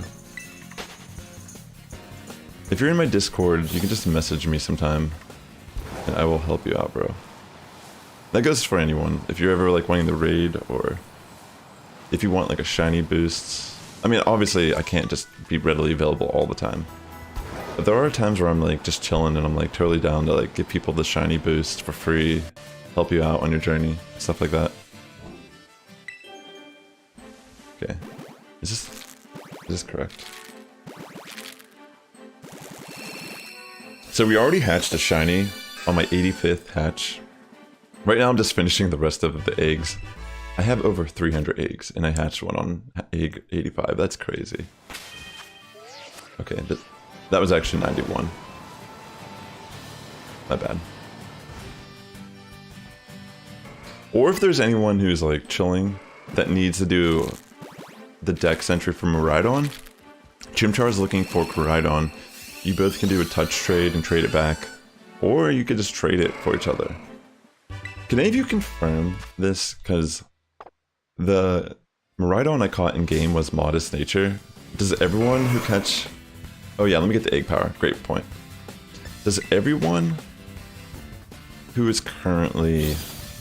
who caught their post-game legendary, is it guaranteed to be Modest Nature or Adamant Nature, depending? Because I think that's pretty smart, considering that... Like, when I caught mine, yours is not Modest Nature? But your Miraidon's not Modest? Your Koraidon's Adamant. Yeah, you can use mints to change it. But I think that they have a guaranteed... I think it gets its best preferred nature, which would make sense for trading reasons, because you're ideally going to trade your second legendary with another person. And obviously, if it's Adamant Nature Koraidon or Modest Nature Miraidon, that's very incentivizing to trade that. Yeah, I did think it was Natured Lock, because when I caught mine, I was like, dang, I caught a Modest Natured one. I don't even want to trade it. But then I did trade it to my friend, because he was like, yo, my Koraidon's Adamant Nature. And I was like, oh, wait, that's amazing. So yeah, I think they're Nature Locked. Which, ideally, you just want to trade that. Because you can mint your regular box legendary, that's your bike anyways, to get the right nature. Yours is quirky? Oh, wait, you didn't catch your post-game legendary yet, Chimchar. Yours is the bike. You're talking about the bike. The bike one that you have in-game could be random nature. But the one, you catch a second one. Like, you actually go back to Area 0, and there's a Miraidon, the one that you saw in the story, waiting there. And you can catch that one, and it's natured locked as Modest Nature. So I'm making the sandwich just so I can hatch these faster, but we did already hatch one shiny. It did have the 0 attack as well. I can't believe we already got one. But I have so many eggs that I just want to hatch the rest. And if I do hatch another one, then that's like... I'm down to trade it for something, to be honest. And I mean, if you're into competitive VGC, like, it has 0 attack IV as well. Yeah, and there's actually, Chimchar, there's actually a trade code. Say you go catch your Miraidon and you don't have a friend who has Scarlet. There's actually a trade code that you can go to, and you can constantly, you know, you can keep pairing up with people, and there's people, the code is specifically for trading Miraidon for Koraidon. So if that's something that you want to do, like, that's what the whole point of catching the second legendary in this game is. Like, you don't need 2 Miraidon. You want, like, ideally you want to have both, right? So you can go to this trade code, and the second Miraidon you do catch in game, you can just keep going to the code, and you might get paired up with a person who has Miraidon. Just leave, search again, and if you get paired up with someone who has Koraidon, you'll both trade, and that means you get yourself with the Koraidon, your dex entry, and you have one to keep in game. So that's what I would recommend you actually doing. Yeah, so the one you catch, the one you get at the beginning of the game, you can't trade it. It's just in-game. It's your bike, and you can turn it into battle form. But after you beat the game, you can go back to the bottom of Area 0, like the very bottom floor, and you'll actually see the one Miraidon that was there in the story, that was like the evil one or the mean one or whatever, the battle form one. You can catch that one. And then you can trade that one for Koraidon. Like, that was kind of the point. So yeah, they actually made it so you can kind of incentivize someone who has Scarlet to trade their Koraidon for your Miraidon, since they're both nature locked as well for their most preferred nature. So it's really solid. Like I said, I had a trade lined up with my friend already. That's when I realized that they're nature locked, because I was kind of feeling like cold feet about trading mine. Cause I was like, dang, I actually caught one Modest Nature. And granted, there's mints, but it's like an aesthetic. You know what I mean? Like, it just looks good to have the Modest Nature, even though it doesn't even matter anymore. But yeah, when I saw that his was adamant, I was like, okay, they have to be nature lock. But I never really confirmed it. But yeah, definitely catch your second legendary. And there's a trade code. I could actually find the graphic if you want and type in the trade code if you're interested. But yeah, you can pretty much get yourself your version exclusives. It might take some time. The duplication glitch, I know what you're talking about. Oh, you have Scarlet too? Well, there you go. But, yeah, so the duplication glitch, you can't trade those. Like, you can't, since it's duplicating your bike legendary, you can't trade it anyways. I don't know. Oh, there you go. Thank you, Bad RLH. I appreciate that, man. Yeah, it's pretty much the 2 decks. Yeah, there you go, actually. That's pretty much... It's just the 2 dex entries for the code. Plus a 0 in front. Good stuff.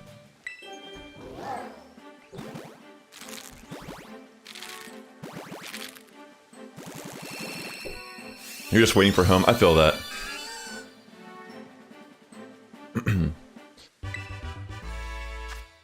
I don't think it's the one that you have in first because it doesn't really make a difference. I think it's this. It's like whatever number comes first in the dex is the first number.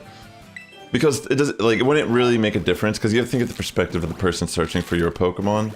Like, you would be using, you have to use the same trade code. I'm pretty sure if you look at the graphic, there's only one, and it's like, yeah, it's like the first number is first and the second number is like the higher number of the dex of the 2 Pokemon that's being traded.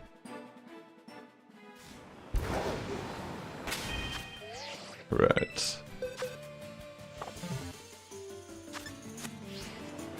So, yeah, I have like, I prepped over 300 eggs today, not really knowing if I would get lucky or if I would go over odds.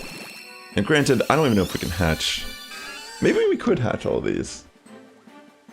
I mean, I worked tonight. I wasn't planning on streaming for like 4 or 5 hours or anything, but I did want to hatch as many eggs as possible. And the fact that we already got a shiny, we're technically on 100. I'll hatch as many of these that can here. See if we'll get another one. But yeah, I probably will just leave this stream to what it is. If I have any eggs remaining, I'll probably just hatch them off stream. Or I'll just like not touch them ever again. Until one day down the line. But yeah, it's pretty cool. If you're just coming into the stream, on my 85th egg hatch, I already got my shiny. Which, pretty pumped about, to be honest. Sniffles is what we named it. And I was specifically breeding for...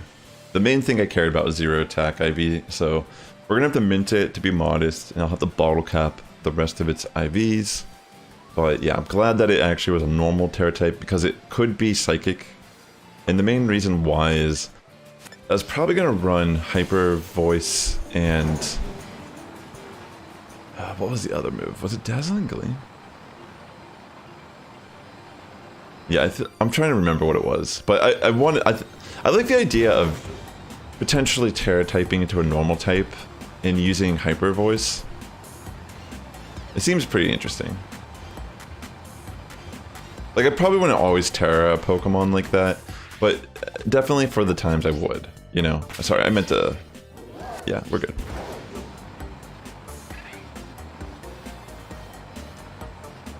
But yeah, I feel like Terra type isn't as... Like, there's definitely gonna be a lot of nuance, of course. You know, definitely some situations where you're gonna go wild with your typing. Or want to, like, catch your opponent off guard, but I feel like most people are probably gonna pick the offensive way to play Terra types. Whether that be strong, like, boosting your already strong stab, or potentially, like, creating stab for a third move that maybe you already had access to, or potentially never had access to, and you're just gonna Terra Blast. There's like I was watching a video by Ray Rizzo talking about like how would Terra be utilized in a perspective of competitive play. And there's like 3 categories he put into: offensively, which is like probably the most obvious; defensively, which is another one that a lot of people speculated. But his argument about defensive Terra typings was the only reason why you'd want to have a defensive Terra type and use it in battle is if you defensively Terra typing could do something very powerful, like getting off a really strong move or revenge killing something that typically wouldn't be able, you know, something that would legitimately swing the momentum of the battle. Because if you're just Terra typing defensively to survive a move, but you can't actually double down on doing something with that survivability, then it's actually not good. And then the third way to Terra type was kind of like the more gimmicky aspect, where it's kind of like you're utilizing, I think if I remember, it was a kind of like a more interactive Terra type. Like maybe you're a Terra type kind of like whenever you Terra type a certain Pokemon with its ability, it creates like a very interesting niche interaction in the game. You know what I mean? Like things like that. Like I can't really think of a specific, maybe something like turning a Flash Fire Pokemon into a Grass type. Like obviously that could be considered defensive mechanism as well, but I think like there's even more like layers to it that are like, you know, that I'm not even thinking of. Like maybe like in a terrain you get boosted a certain attack type or something like that. I don't know. I feel like I have to watch the video again because he had an example. I can't remember it off the top of my head, but yeah, I feel like it's like just generally like some very gimmicky tech with like interactions is like how Terra could be kind of interesting.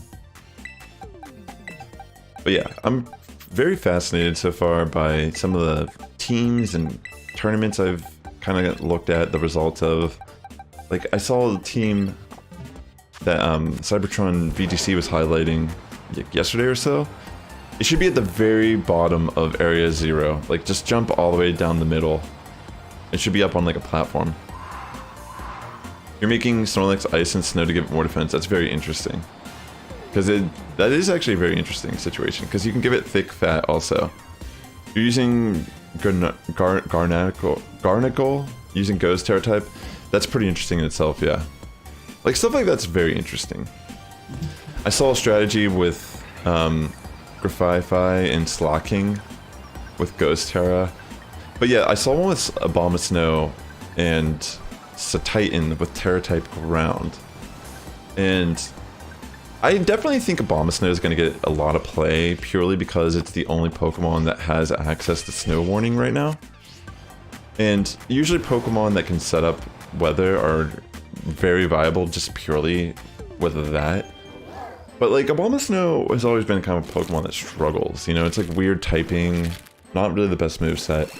But it, like especially in this gen, since they've changed Hail to Snow where it doesn't do residual damage, but it increases Ice type's defensive. I saw this set that uses Aurora Veil, Abomasnow, and it's Slush Rush Satitan. And this set can actually punish Arcanines. Like it's actually kind of insane. Like the Terra type ground on Satitan is really good because it functions as an offensive Terra type for Satitan to give it coverage against fire types, which threaten that core.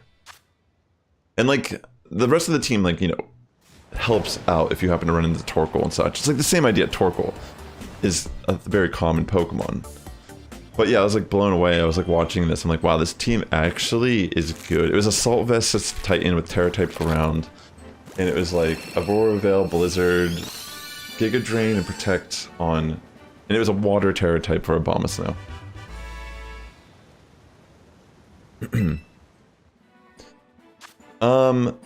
It's before that. It's like right outside that, if I'm not mistaken. You should see it, like, it should be pretty clear that you can see it whenever you're coming down. Like, you could just jump down the very middle of Area 0 and just fall to the very bottom, and you should be there. Like, it should be like somewhere like right around there, up like a little ramp. But yeah, I think it's interesting that the snow... The thing to take note though if you Terra type Titan into ground, you will lose your defensive boost in snow. But the way Titan's kind of interesting is that it has Slush Rush, which does increase its speed in the snow. But it has such a slow... It's like, stats are typically pretty slow, that it's a Pokemon that can actually function relatively good in Trick Room. So that's what the team I saw was. It was like a pseudo... It was like a Trick Room team, but you could also run it as kind of like a... You know, you could use Titan as a fast sweeper in snow. And I was like, dang, this is really creative, and I like that this is, you know, people are like... I'm just blown away that like those two Pokemon, which you just think right off the bat, like fire Pokemon wrecks this, right? It's like insane. You know, it could actually win battles and beat fire. Like, people aren't gonna bring multiple fire types, but they might bring an Arcanine. Like, I feel like it's like the not Swirl Edge. What's the other one called? I can't remember off the top of my head. Armarouge, yeah, Armarouge, and like stuff like that, like for sure. We'll probably see him, but yeah, very fascinating to be honest.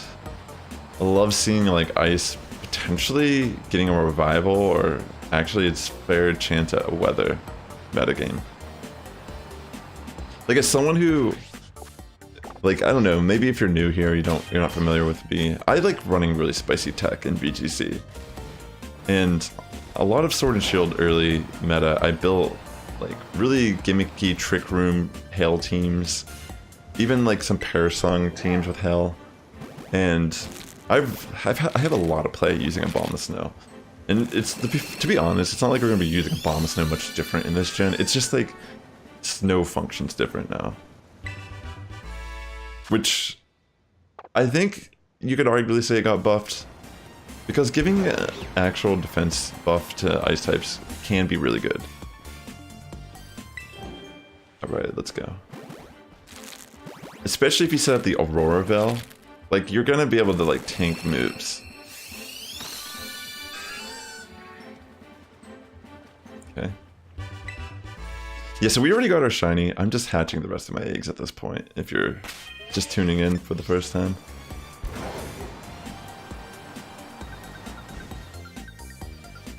I will have, if I do hatch a second one, I'm willing to potentially trade it, unless there ends up being some type of Evilite set with, I don't know, maybe there's an Evilite set that could work.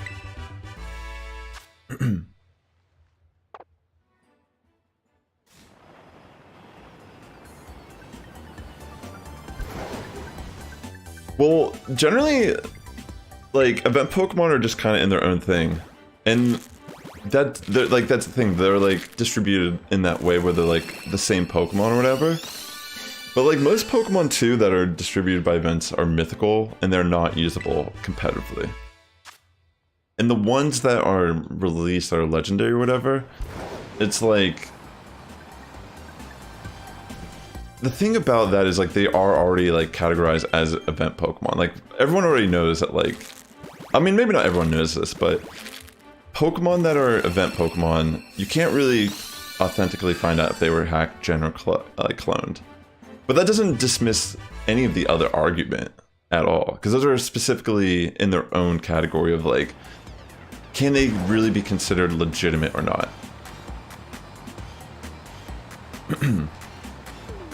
Like, you can literally buy these mystery gift Pokemon on eBay, and they can make it look like you attended the event. It would have the correct date on it, everything. And you could never be able to falsify if that was gen or not. Like, literally, there's whole businesses that sell these Pokemon.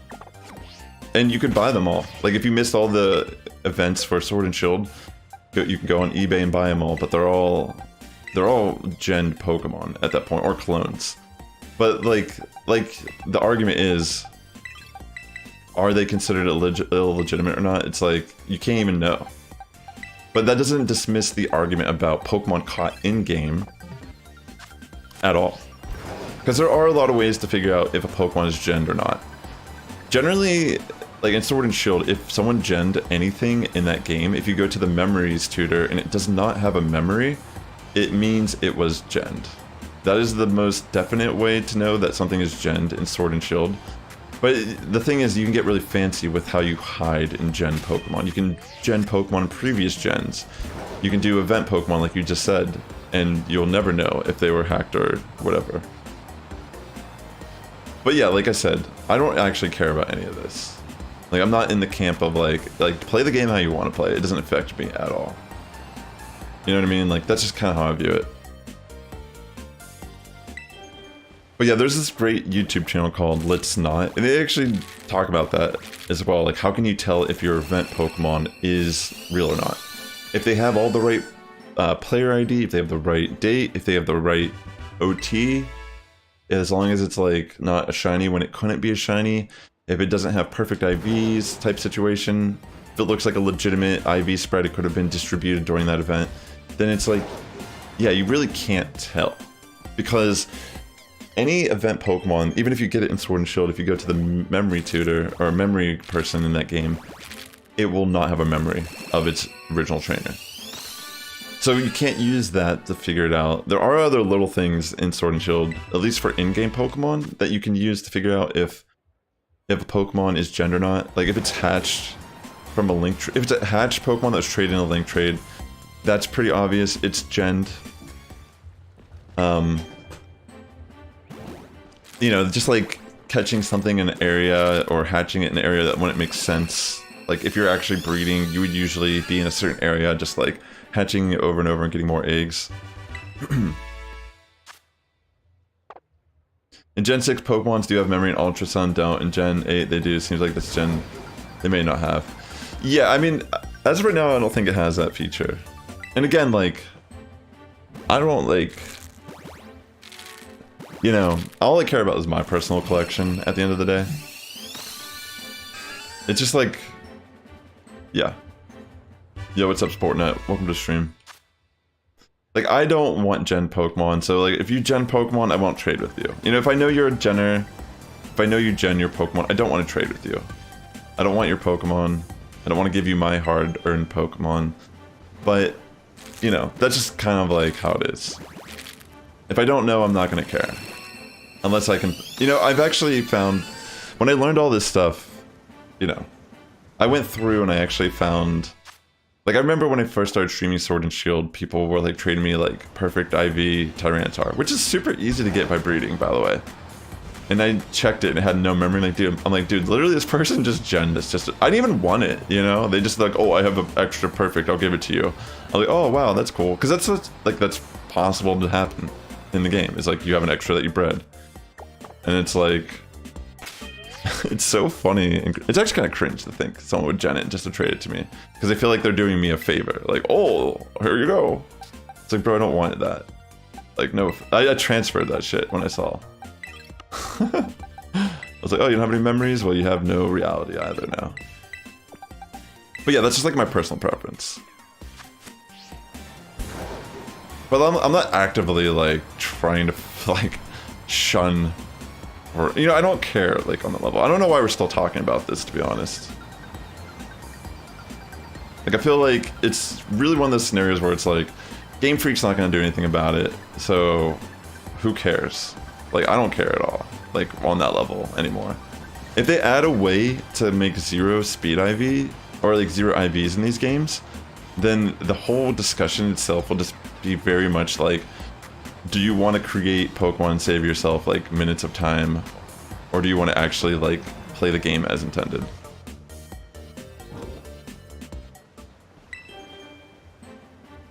Alright, I'm gonna get more coffee here in a second.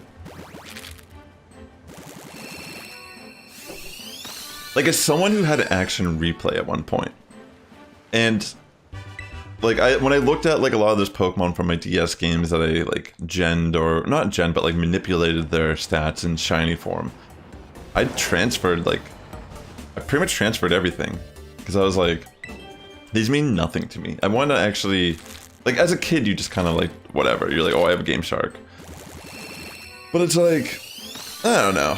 Personally, I just have no like I just look at it, I'm like, I firmly believe there's like even in Animal Crossing, I remember I used an action replay to get unlimited bells in Animal Crossing, and I never played that. It like ruined the game. It ruined the game for me. It like it's like, what's the point of playing a game like that? Like in competitive Pokemon, I understand why people gen, because they just want to battle, right? But like, to me, I feel like it's like almost like a religious ritual that I go through when I'm building my competitive team, and I like that process so much. Like it's almost like therapeutic. And then when I'm actually like my Galissapod, you play the game on emulator. Well, you don't like again like play the game how you want to play it. Like, you know, I'm not. It doesn't affect my gameplay. You know. Can Rhydon we use a bike? Yeah, you can use that in a raid. You can use it in battles and such. The one on your bike. You had a question about the gold bottle cap? Yeah, what's your question, Rebel Rod? Well, yeah, I mean, if you're not paying for the game, that's considered cheating. Like, obviously. Don't let people know that, though. I mean, just keep that to yourself.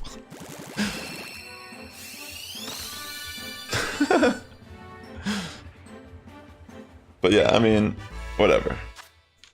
I'm, like, again, I'm not Nintendo, I'm not Gamefreak, but I also want to, like, you know, I'm giving my honest opinion on these things. I just feel like I'm trying to be pragmatic about it.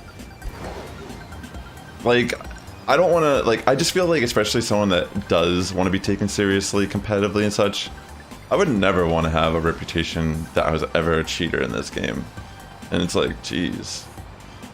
You know, I just want to be known as a guy that's running some spicy tech. Having fun with the game. And like I said, like, I mean, even this, I've actually thoroughly enjoyed. I mean, maybe I'm only saying that because I already got my shiny. But I've actually enjoyed hatching eggs today and talking about these things.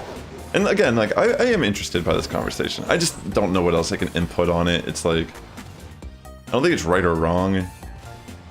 I think it's a gray area for sure. But, like, I think the real question is, like, will Gamefreak stop you or do anything? And it's like, if you're using custom firmware and shit, or you, like, literally stealing the game, like, I'm sure that matters, but I don't know. Like, I'm not the Gamefreak police. I'm just some dude who's trying to get a Shiny Girafarig right now. A second one, in fact. And I don't want to, like, I don't know. I just personally believe that it's up to these companies to kind of like either make competitive Pokemon more accessible or just like do something about the other side, you know? I'm gonna make another sandwich here, by the way, because I think my hatching power... Oh wait, no, I still got it. Okay. After the 7 minutes is up, I'm gonna grab myself some more coffee. Yeah, like, again, I have... Again, like...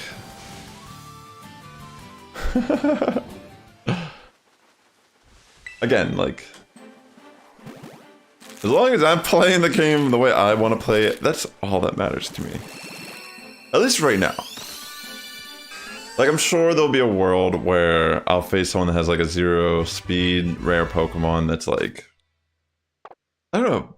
To be honest, like, everything is possible in a game like this from grinding. And there's a video by a great YouTuber named I'm a Blissey, who does a breakdown on is building competitive Pokemon faster in this generation.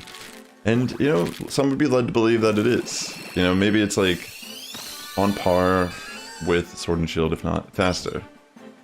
One of the biggest things I think right now that's an issue is the Terra Shards, but I'm still just grinding the game. Like, I haven't even built an in-game competitive team yet. I'm waiting for the rule set to get announced before I start investing.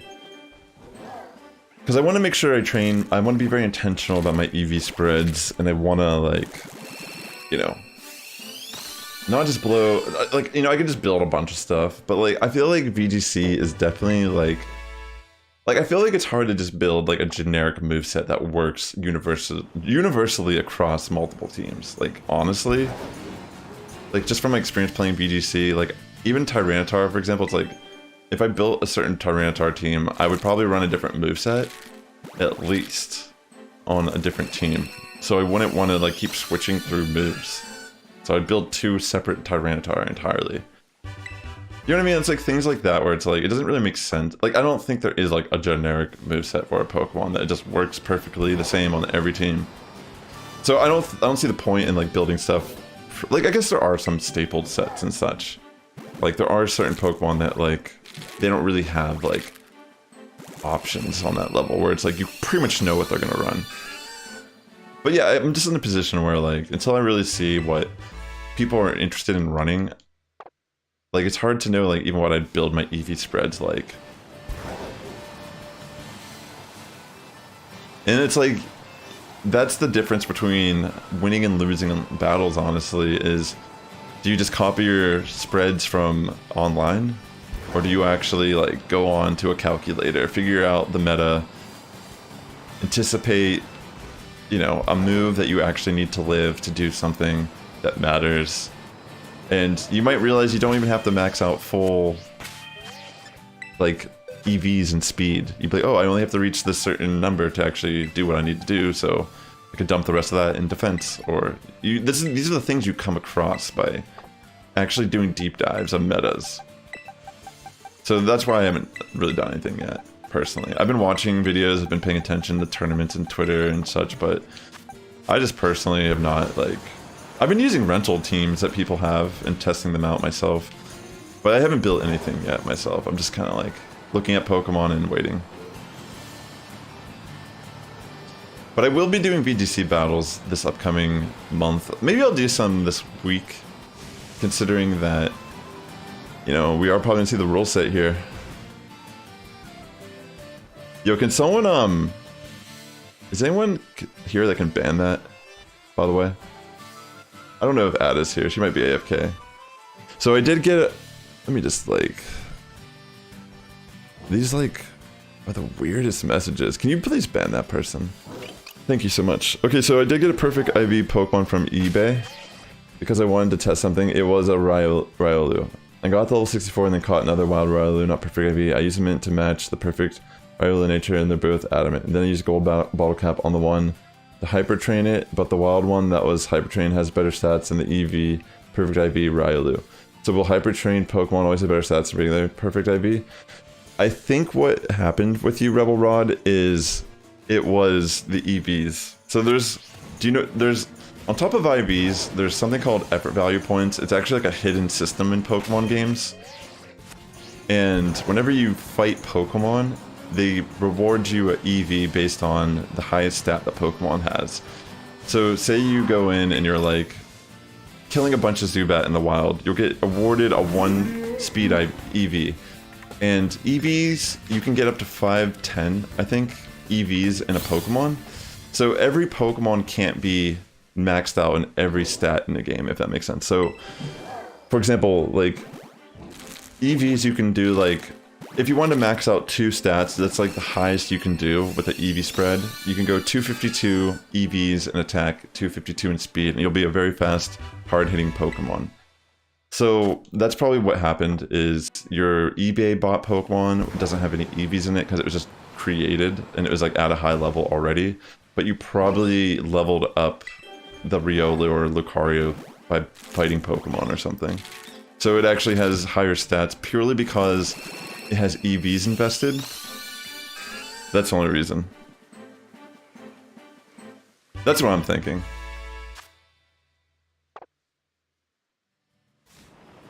Yeah. I mean, that's totally a fair argument. And you don't even have to justify your reasoning, bro. Like, just play the game how you want to play it. You know, as long as you're not harming anyone, enjoy yourself. I personally just like using Showdown to figure out competitive Pokemon, since I don't have to actually... It's like, it's essentially the same as PK Hex, but I don't actually make Pokemon and put them into my game. Like, I just figure out everything by playing people on Pokemon Showdown.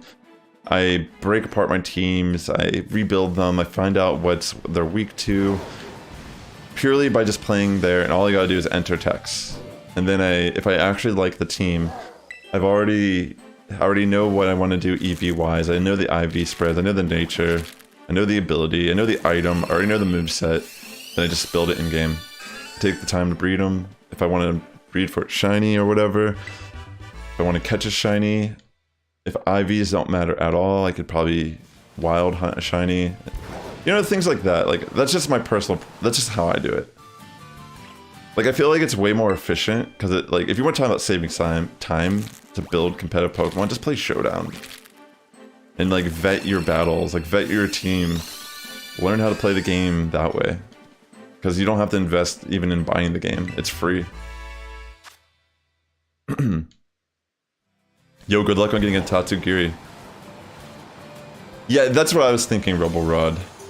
So yeah, like, ideally, Pokemon that are leveled up that way are going to gain EVs. But every Pokemon has EVs, but you gain EVs by either vitamins, like protein, iron, or carbos, or by fighting Pokemon. And every Pokemon can max out at 255... Wait, is it 255? Or 252, I think, in every stat. I can't remember exactly. Point being, it's a little confusing, honestly. Like, EVs are kind of like a conversation in itself. But if you're not really playing competitive, really the main thing you need to know for like raid Pokemon, like ideally you want to like EV train Pokemon for their maximum potential. Like, say you're building raid Pokemon. Typically you'd want to build it, like say you do the Golden Go Pokemon. Ideally you'd want to have max HP and max special attack. Like those, and then like you have 4 more EVs that can go to like pretty much okay. Every 4 EVs equals 1 stat in that. So if you get 4 speed EVs, that's equal to 1 speed stat. That's what it translates to. So that's what it ultimately does. So you could, like, if you're just battling wild things, you can actually not be optimizing your EV spreads if you're not objectively hunting and EV training that way.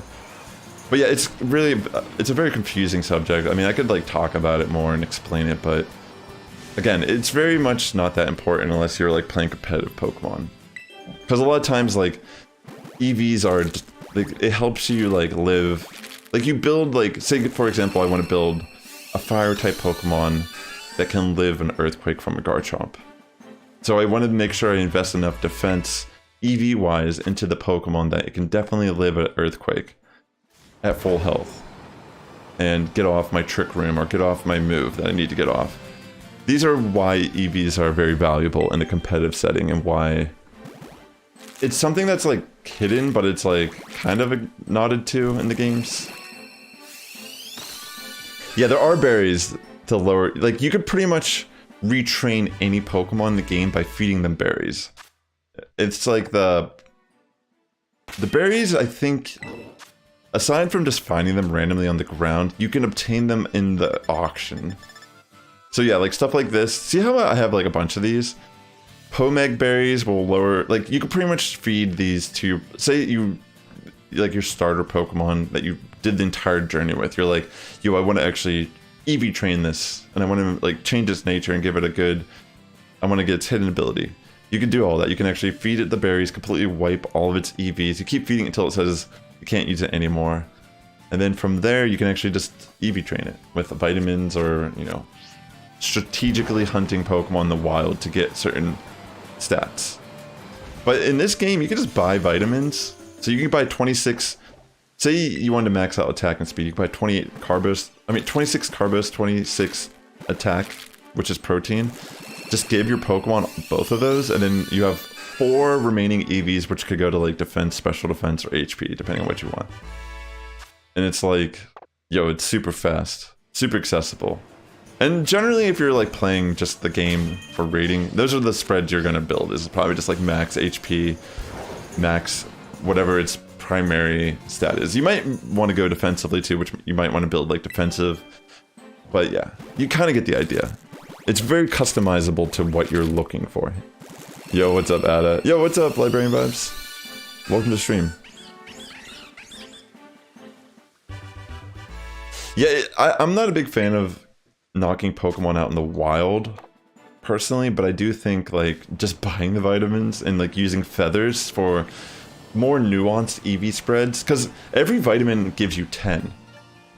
So whenever you give 26, and you cap out 252 for a specific stat, it automatically gives you the 252 in that stat.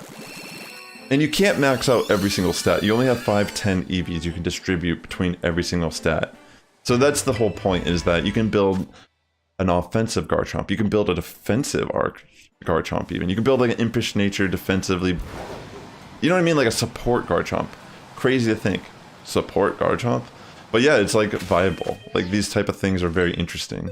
By the way, Librarian Vibes, we already got the shiny. I'm just hatching the rest of my eggs. On my 85th hatch, I hatched my shiny giraffe, which we named Sniffles because it has a blue nose. So I'm pretty excited. And it does have 0 attack, which was the whole point. Like, this would have been a harder IV spread. Like, the other IVs I can bottle cap. But getting 0 attack on a shiny in the wild... Like, sure, we probably could have found a shiny faster, maybe? I don't know, that was pretty fast. But the fact that I'm hunting for no attack is... This is definitely the best method to get the shiny that way. Yeah, that's the one thing I dislike a lot, bro. 100% the boxes. Yeah, I have gripes with that. Yo, real quick, I'm gonna grab more coffee, and I'm gonna put up the egg power so I can hatch faster, too. I wanna try to get through... I'm gonna try to get through the rest of these eggs. It's possible I might be able to. Thanks again for coming out to the stream, though. I mean, I've enjoyed talking about these more... I don't know if they're controversial, you know, talking about genning and such, but... My whole thing is, if Gamefreak just added a way to lower IVs to 0, then it wouldn't even matter anymore. Like, I feel like shiny Pokemon are so accessible these days. And, like, I think using, like, the exploits in the game that everyone can do, I don't personally, like, I'm not gonna sit here and say, like, you should do them, but I don't think you should not do them either. You know what I mean? Like, if you're gonna, like I'm all, like, personally, I will openly give you a shiny boost for free. Like, I don't think, like, I'm breaking the game by doing something like that. But real quick, I'm gonna grab more coffee, chat, and we'll continue hatching these eggs. I just want to hatch the rest of my... I mean, if I got one in 85, I guess there's always a chance we might hatch a second one, and I might use that as trade fodder for a good competitive shiny, or potentially, if Evilite Girafarig by any chance is viable, then it's like I have a shiny one too, which is kind of cool to think about. Yeah, we're gonna hatch them all. I'll be right back, yo.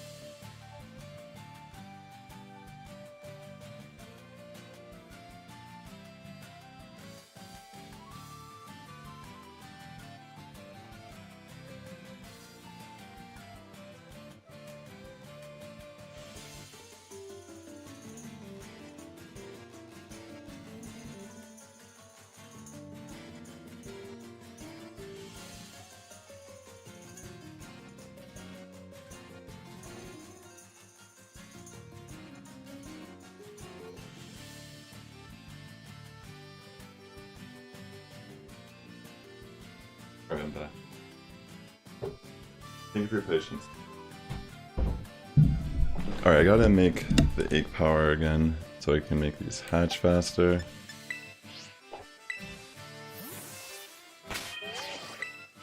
And then, yeah, we'll try to get through these. I don't know if I can make it through all of them. I mean, I have over 300. I'm surprised. It does seem like they do hatch faster because of this potential buff. Like, you could probably really go out with the... You could, like, honestly, I can't even imagine. You'd probably need a really empty box to take advantage of really high egg power. I feel like it would be insane. Like, imagine. Like, you could probably actually, like, get a lot of shinies. And hatch them faster, too. But you definitely need to clear out a lot of box space. Oh, there's only egg power 1? Alright, well then, that makes sense.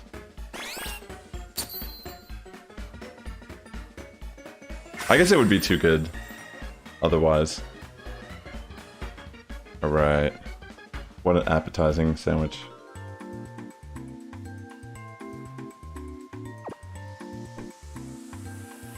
Alrighty. Maybe I'll evolve my giraffe on stream as well before I head off. So we can see its Ragarig or whatever it's called.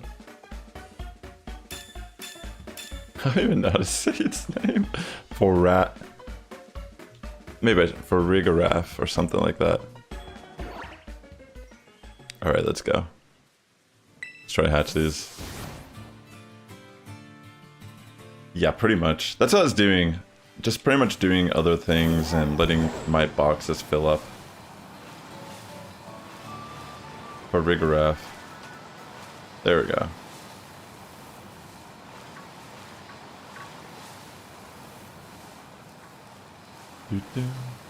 It would be cool to just get lucky and stumble upon a shiny.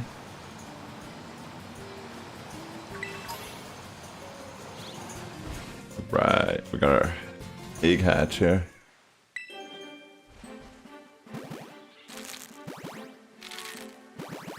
What will it be? No shiny. I can't believe we got the shiny already, though. That was insane. I was just like, I was like in a knee deep in a rant about VGC, and it just like popped up on the screen. That was one of the fastest egg hatches I've ever done in a Pokemon game, actually. I've never gotten a shiny under 100 eggs in a Pokemon game. I think that's worth noting. So, I mean, obviously it's just, I do have the shiny charm, but it's still 1 in 512 odds. So either, I just got really lucky.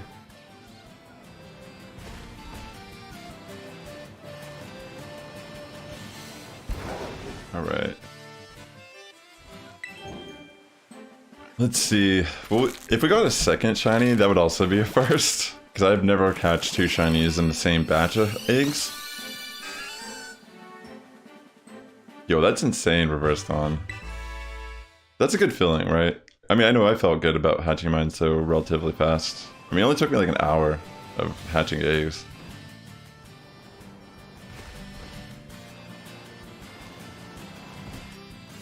Okay. Got another egg hatch here.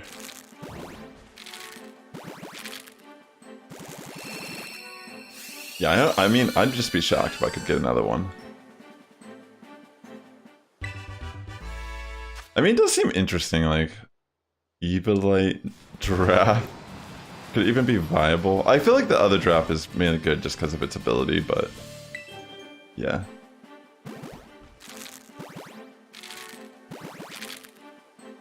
I like that I can actually, I like that I can actually move around. Yeah, I agree. I definitely agree.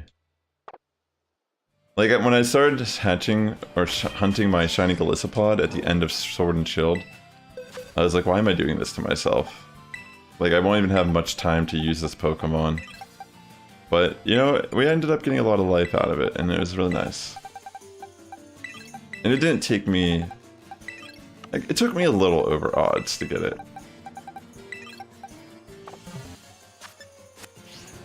Alright, let's continue on. Got a new batch of eggs.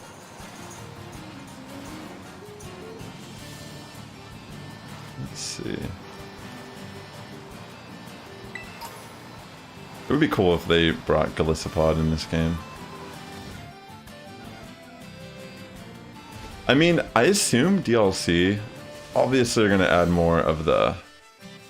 They're going to add in more previous Pokemon, but they're probably going to make... They have to make more Paradox Pokemon, right? Like, there's going to be more of these, like, themed, kind of, like, past and future Pokemon. I'm kind of excited to think, like, what could be introduced in the game during, like, you know, halfway through this life cycle. Hopefully, if they are doing DLC, it's like somehow it can like improve the game also. Like, maybe make Terra Shards faster to obtain. You know, something.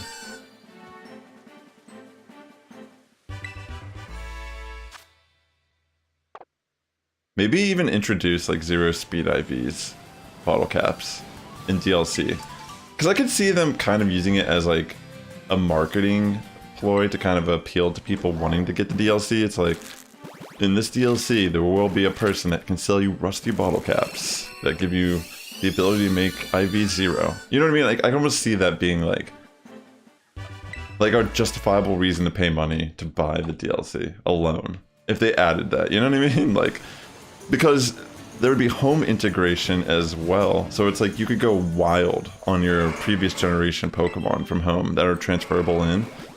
And you could, you know, pretty much just, you would grind this game forever just to like fix the mistakes of your past.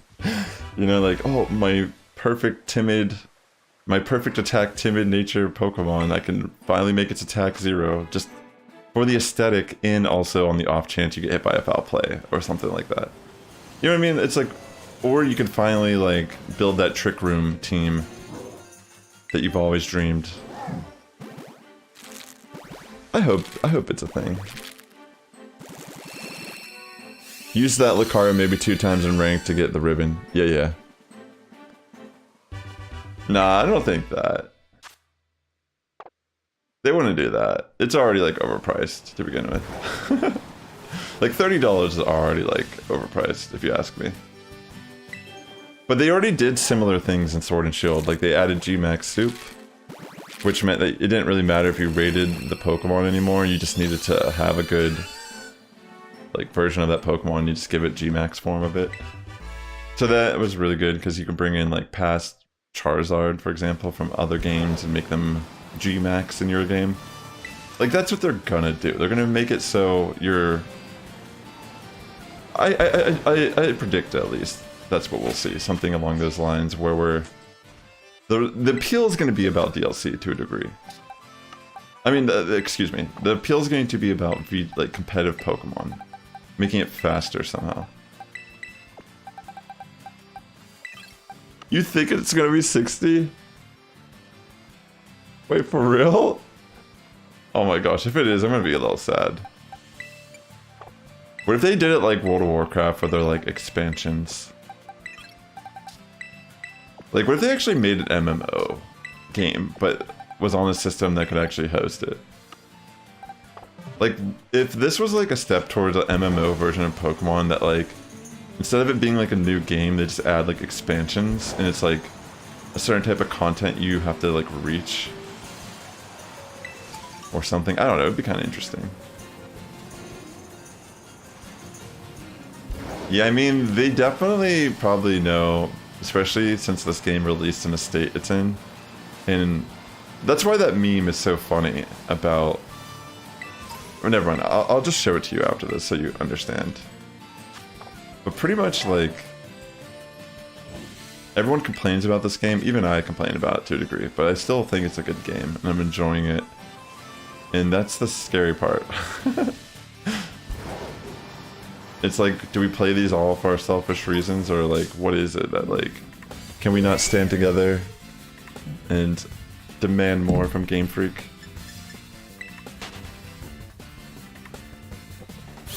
I don't know, it's like interesting when you really think about it.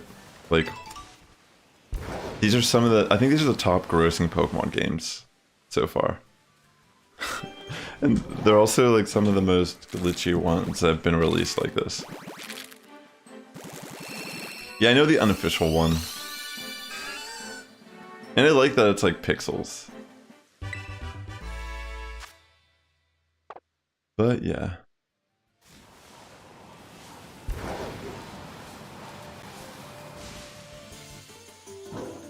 Okay, got another one hatching here. I might evolve my my giraffe before I head off today. Never shiny.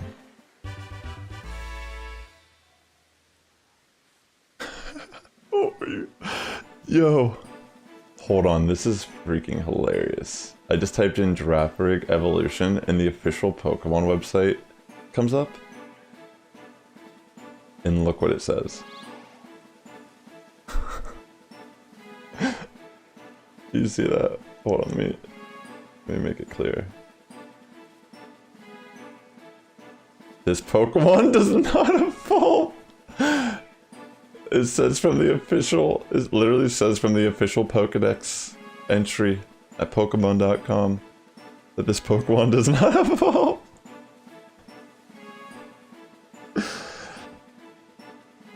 Yo, I need to click on this. How is that? Is that real?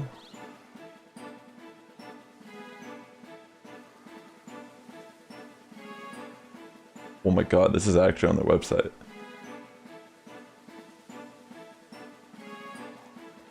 Wait, this is crazy. This is legitimately on Pokemon.com's Pokedex.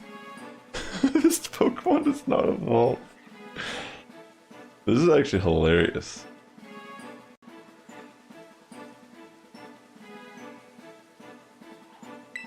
Anyways. Dude, that shit's hilarious to me. Wow. I'm just fascinated by that. You think someone would think to update the Pokedex on the website that, you know, has all this money?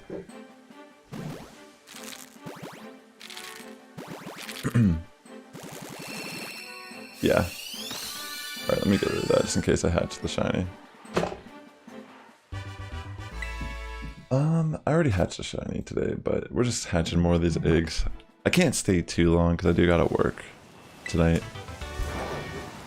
But we're trying to get through these. Okay, I think this is the 150th. That is ridiculously funny though. Yo, that area, that lake, I hated when I was in that lake. I was losing my mind. Between the Gyarados and that new fish Pokemon that's very fast, I forget what it's called, Veluza or whatever. Oh wait, no, this is actually the 150th. I was like losing my mind because I would like try to leave a battle only to be hit with another one that was like just had time to sit on me while I was in the previous battle. It was like you were just trapped for minutes on end with running from encounters.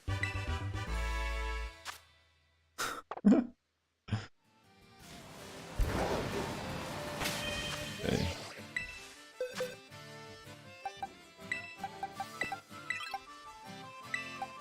How many more boxes of these do I have? Jeez. So many.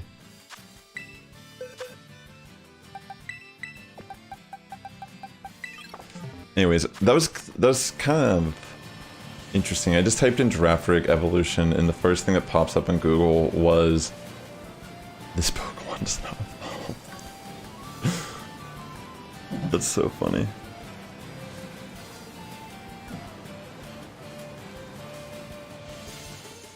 Wow. Now that is content.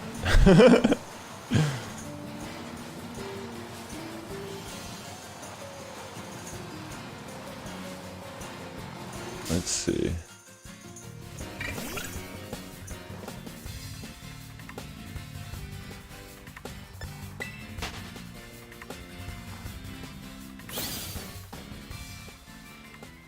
Alright, so... Yeah, I know, right? I think I might just evolve my giraffe. I mean, as much as I wanted to sit here and go through all these eggs right now, I do kind of want to just chill before work also. I'll hatch like 2 more batches after this. We'll do 15 more eggs. And then I'm gonna evolve my shiny I did catch already. Then I'm gonna head out for the day. But we will be doing Charizard raids this weekend. And I'm trying to think, like, I might actually stream some Go Battle League at the beginning of the season. We'll see. I'm considering on doing a Go Battle League stream tomorrow at 1 PM. We'll see. I've actually, I'm not gonna lie, like, I've actually been, like, loving not playing Pokemon Go at all. It's been, like, kind of nice, like, not paying attention to it at all, not opening the game. Like, this is the first time in, like, so long that I've, like, broken my catch streak. To the point where I just don't even open it to catch something daily. I don't know, it just feels like it just feels good, honestly.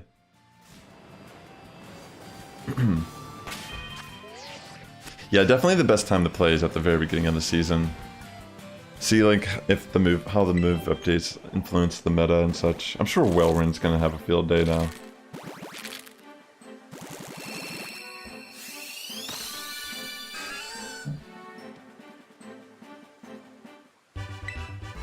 Alright.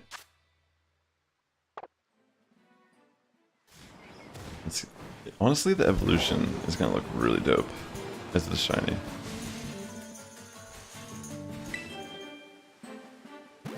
I'm super hyped about that.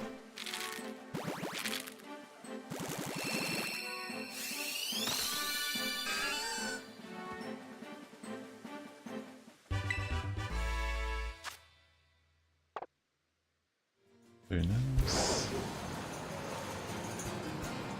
Do I have one more left? I keep hitting Y. I need to... Oh no, that's all of them. Alright, so 10 more. Then I'm heading off. Maybe I'll see. I'll probably just attach these, like, off stream. If I do get a second one, unless I can figure out some type of Evilite strategy, I'll probably consider trading it. It's a pretty solid trade, honestly. No attack, shiny.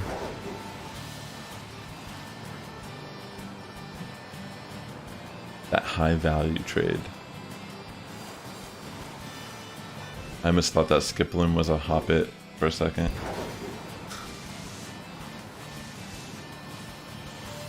Yeah, I'm not doing any raids today on stream, unfortunately. But we'll try to host some stuff soon too. I feel like my next stream for Pokemon might actually be battling, because by then we should know the rule set for Series 1 and what the moveset is for the first rank season. Not moveset, but the ban lists and such. So yeah, there's a good chance I'll probably be battling. It's going to be a very interesting learning curve with terrestrialization. Even playing off stream with some of these rental teams, like, I got caught off guard by a couple people's terror type, and I was like, wow, that was actually interesting. You know? It's like you can sit down on paper and plan out stuff all day, but until you actually like play it out, you're like, wow. Like, normal Dragonite, normal Terra Dragonite right now is actually kind of insane. Choice Band, extreme speed. You remove your 4 times weakness to ice, and you're just kind of like... It could be kind of an interesting sweeper.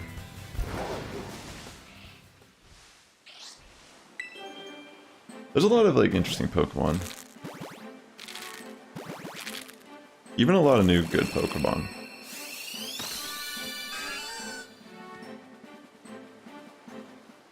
Okay. No more shiny. Let's keep on.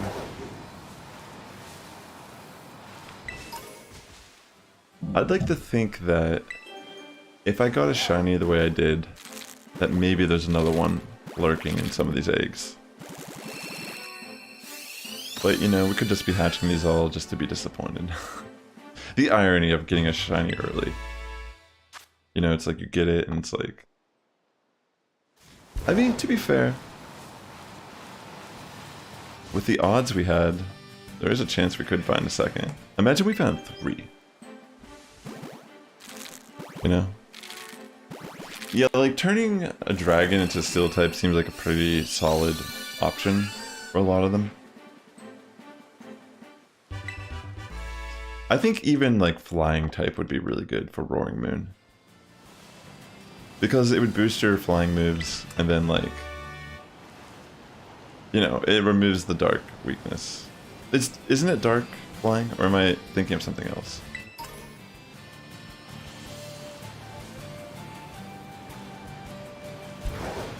I can't remember actually. Or is it Dragon Dark? Honestly, I can't remember. Maybe I'm thinking of the Hydreigon one. What's that one called? Iron Jugulus? I didn't really look too much into like the... I need to get the typing down for some of the Paradox ones still. Oh, it's Dark Dragon. So it's like Hydreigon's typing.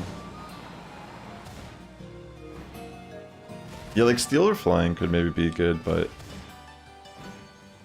maybe not necessarily Steel on that Pokemon. I mean, Flying, excuse me. Steel definitely, though.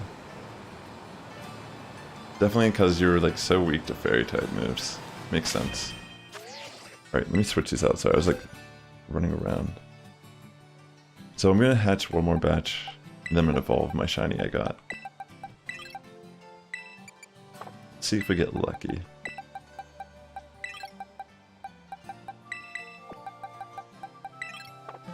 Yeah, this is fun though. I'm glad I actually got it on this stream. It saves me so much time.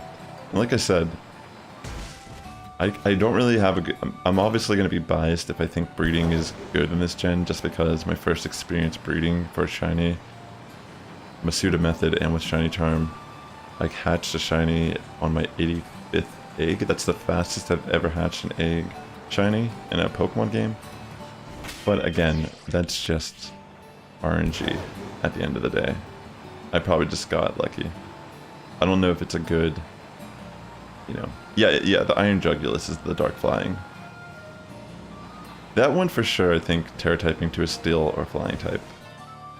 Seems like a solid, like, response.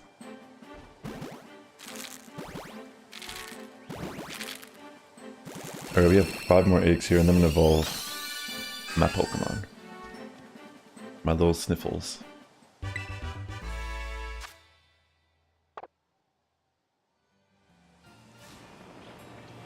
Alright. Let's go. Mainly because, too, like, it'll help you hit harder. Especially on a Pokemon where you're just kind of, like, boosting the same type as, you know, coverage you already possess. Like a stronger move than Terra Blast. But I think Terra Blast is a great option to add into your kit as well. If you don't have, like, that coverage already. Like, we were talking about earlier, there's a core that was going around, Bomb Snow and Ground Terra Cetitan. And the idea is the Cetitan can actually turn to a ground type to kill the fire types that typically threaten that core. So it's actually like, the Terra Blast on Cetitan's super useful because I don't think it gets access to a ground move that hits like that. Because it is a physical attacker. So yeah, it's very interesting. And it works really well, surprisingly. Like, I was like blown away when I was watching it being tested by Cybertron VGC.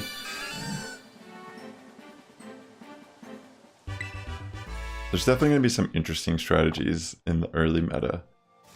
And to anyone who's tuning in, I'm actually competing in January in San Diego for the first Scarlet and Violet VGC tournament. So I'm going to be obviously trying to provide my knowledge and help people out if you're trying to get into competitive battling, but Yeah, I'm gonna be prepping a lot off stream, not really revealing what I really want to be doing and such on stream, just to be safe. Like I want to try to be, like I ideally want to try to stumble upon something that like maybe people haven't realized yet. And usually when the metas are this early, that's what everyone's trying to look for. But it's interesting whenever like there's like a balance of people trying to like, okay, we didn't get any shinies unfortunately, but I'm gonna evolve mine. You know, a lot of times people are just making content too, and they're not necessarily showing you what they're gonna run. So that's something worth consider when, you know, I like looking at all the options that people are posting. I think it's very valuable. But then you kind of have to use your own judgment on how you want to go about the game in the meta. Kind of get an idea, like, based on these like early game tournaments and such, what are people maybe thinking of doing? Yo, I'm down to do it, Ada.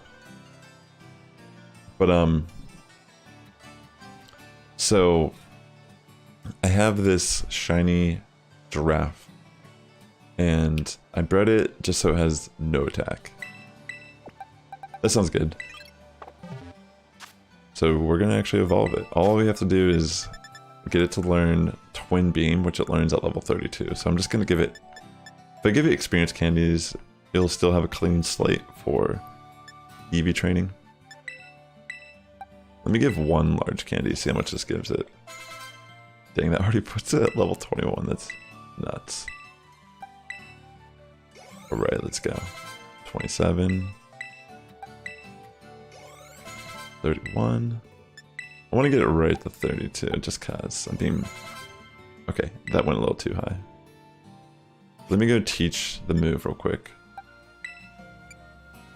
So I have to go in here. Oops. Let me remember a move. Twin Beam. Because I have that turned off right now, because it's a lot faster. And now we're going to level it up one level, and we should get it to evolve. Right, let's go. So close. A little bit more here. Alright, Sniffles grew to level 34.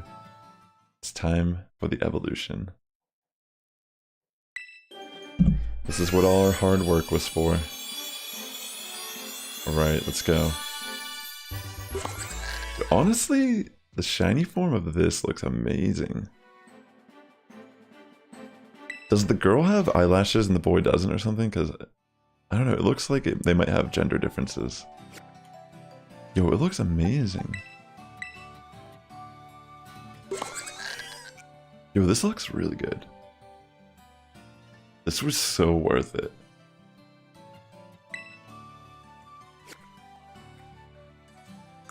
Oh, I'm so pumped. Yeah, so this ability it gets, the mysterious tail covering the Pokemon's head makes opponent unable to use priority moves against the partner or its allies. So essentially while this Pokemon's on the field, it prevents all priority, which is super good. You can pretty much shut down prankster users. And fake out. So, yeah. We're gonna mint this and I'll probably just do that. Actually, maybe I'll do it right now. I probably have a modest mint sitting in my inventory. But I'm not gonna bother like bottle capping it and stuff right now. Okay, I do have a modest mint, so let's turn it into a modest nature. So now it will be optimized for special attack.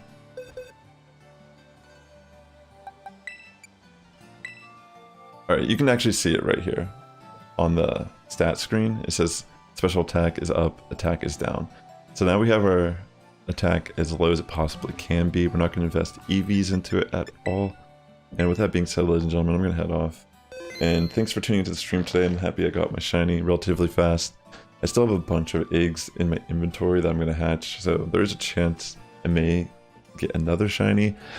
But so far, my experience breeding this game, surprisingly good, but we'll see. I feel like the fact is you just kind of have to prep. I mean, if you're not streaming or anything, it's different. But I feel like when you're like thinking about making content for this type of thing, you obviously want to like prepare eggs ahead of time. Alright, you all take care. The Sass Squad's getting strong each and every day. Have a good morning, evening, afternoon routine. I'll catch you in the next one. Take care, friends. And again, I'll see you maybe tomorrow for Charizard raids, but definitely this weekend for Charizard raids, and then some VGC. So take care and peace. Bye. Bye-bye.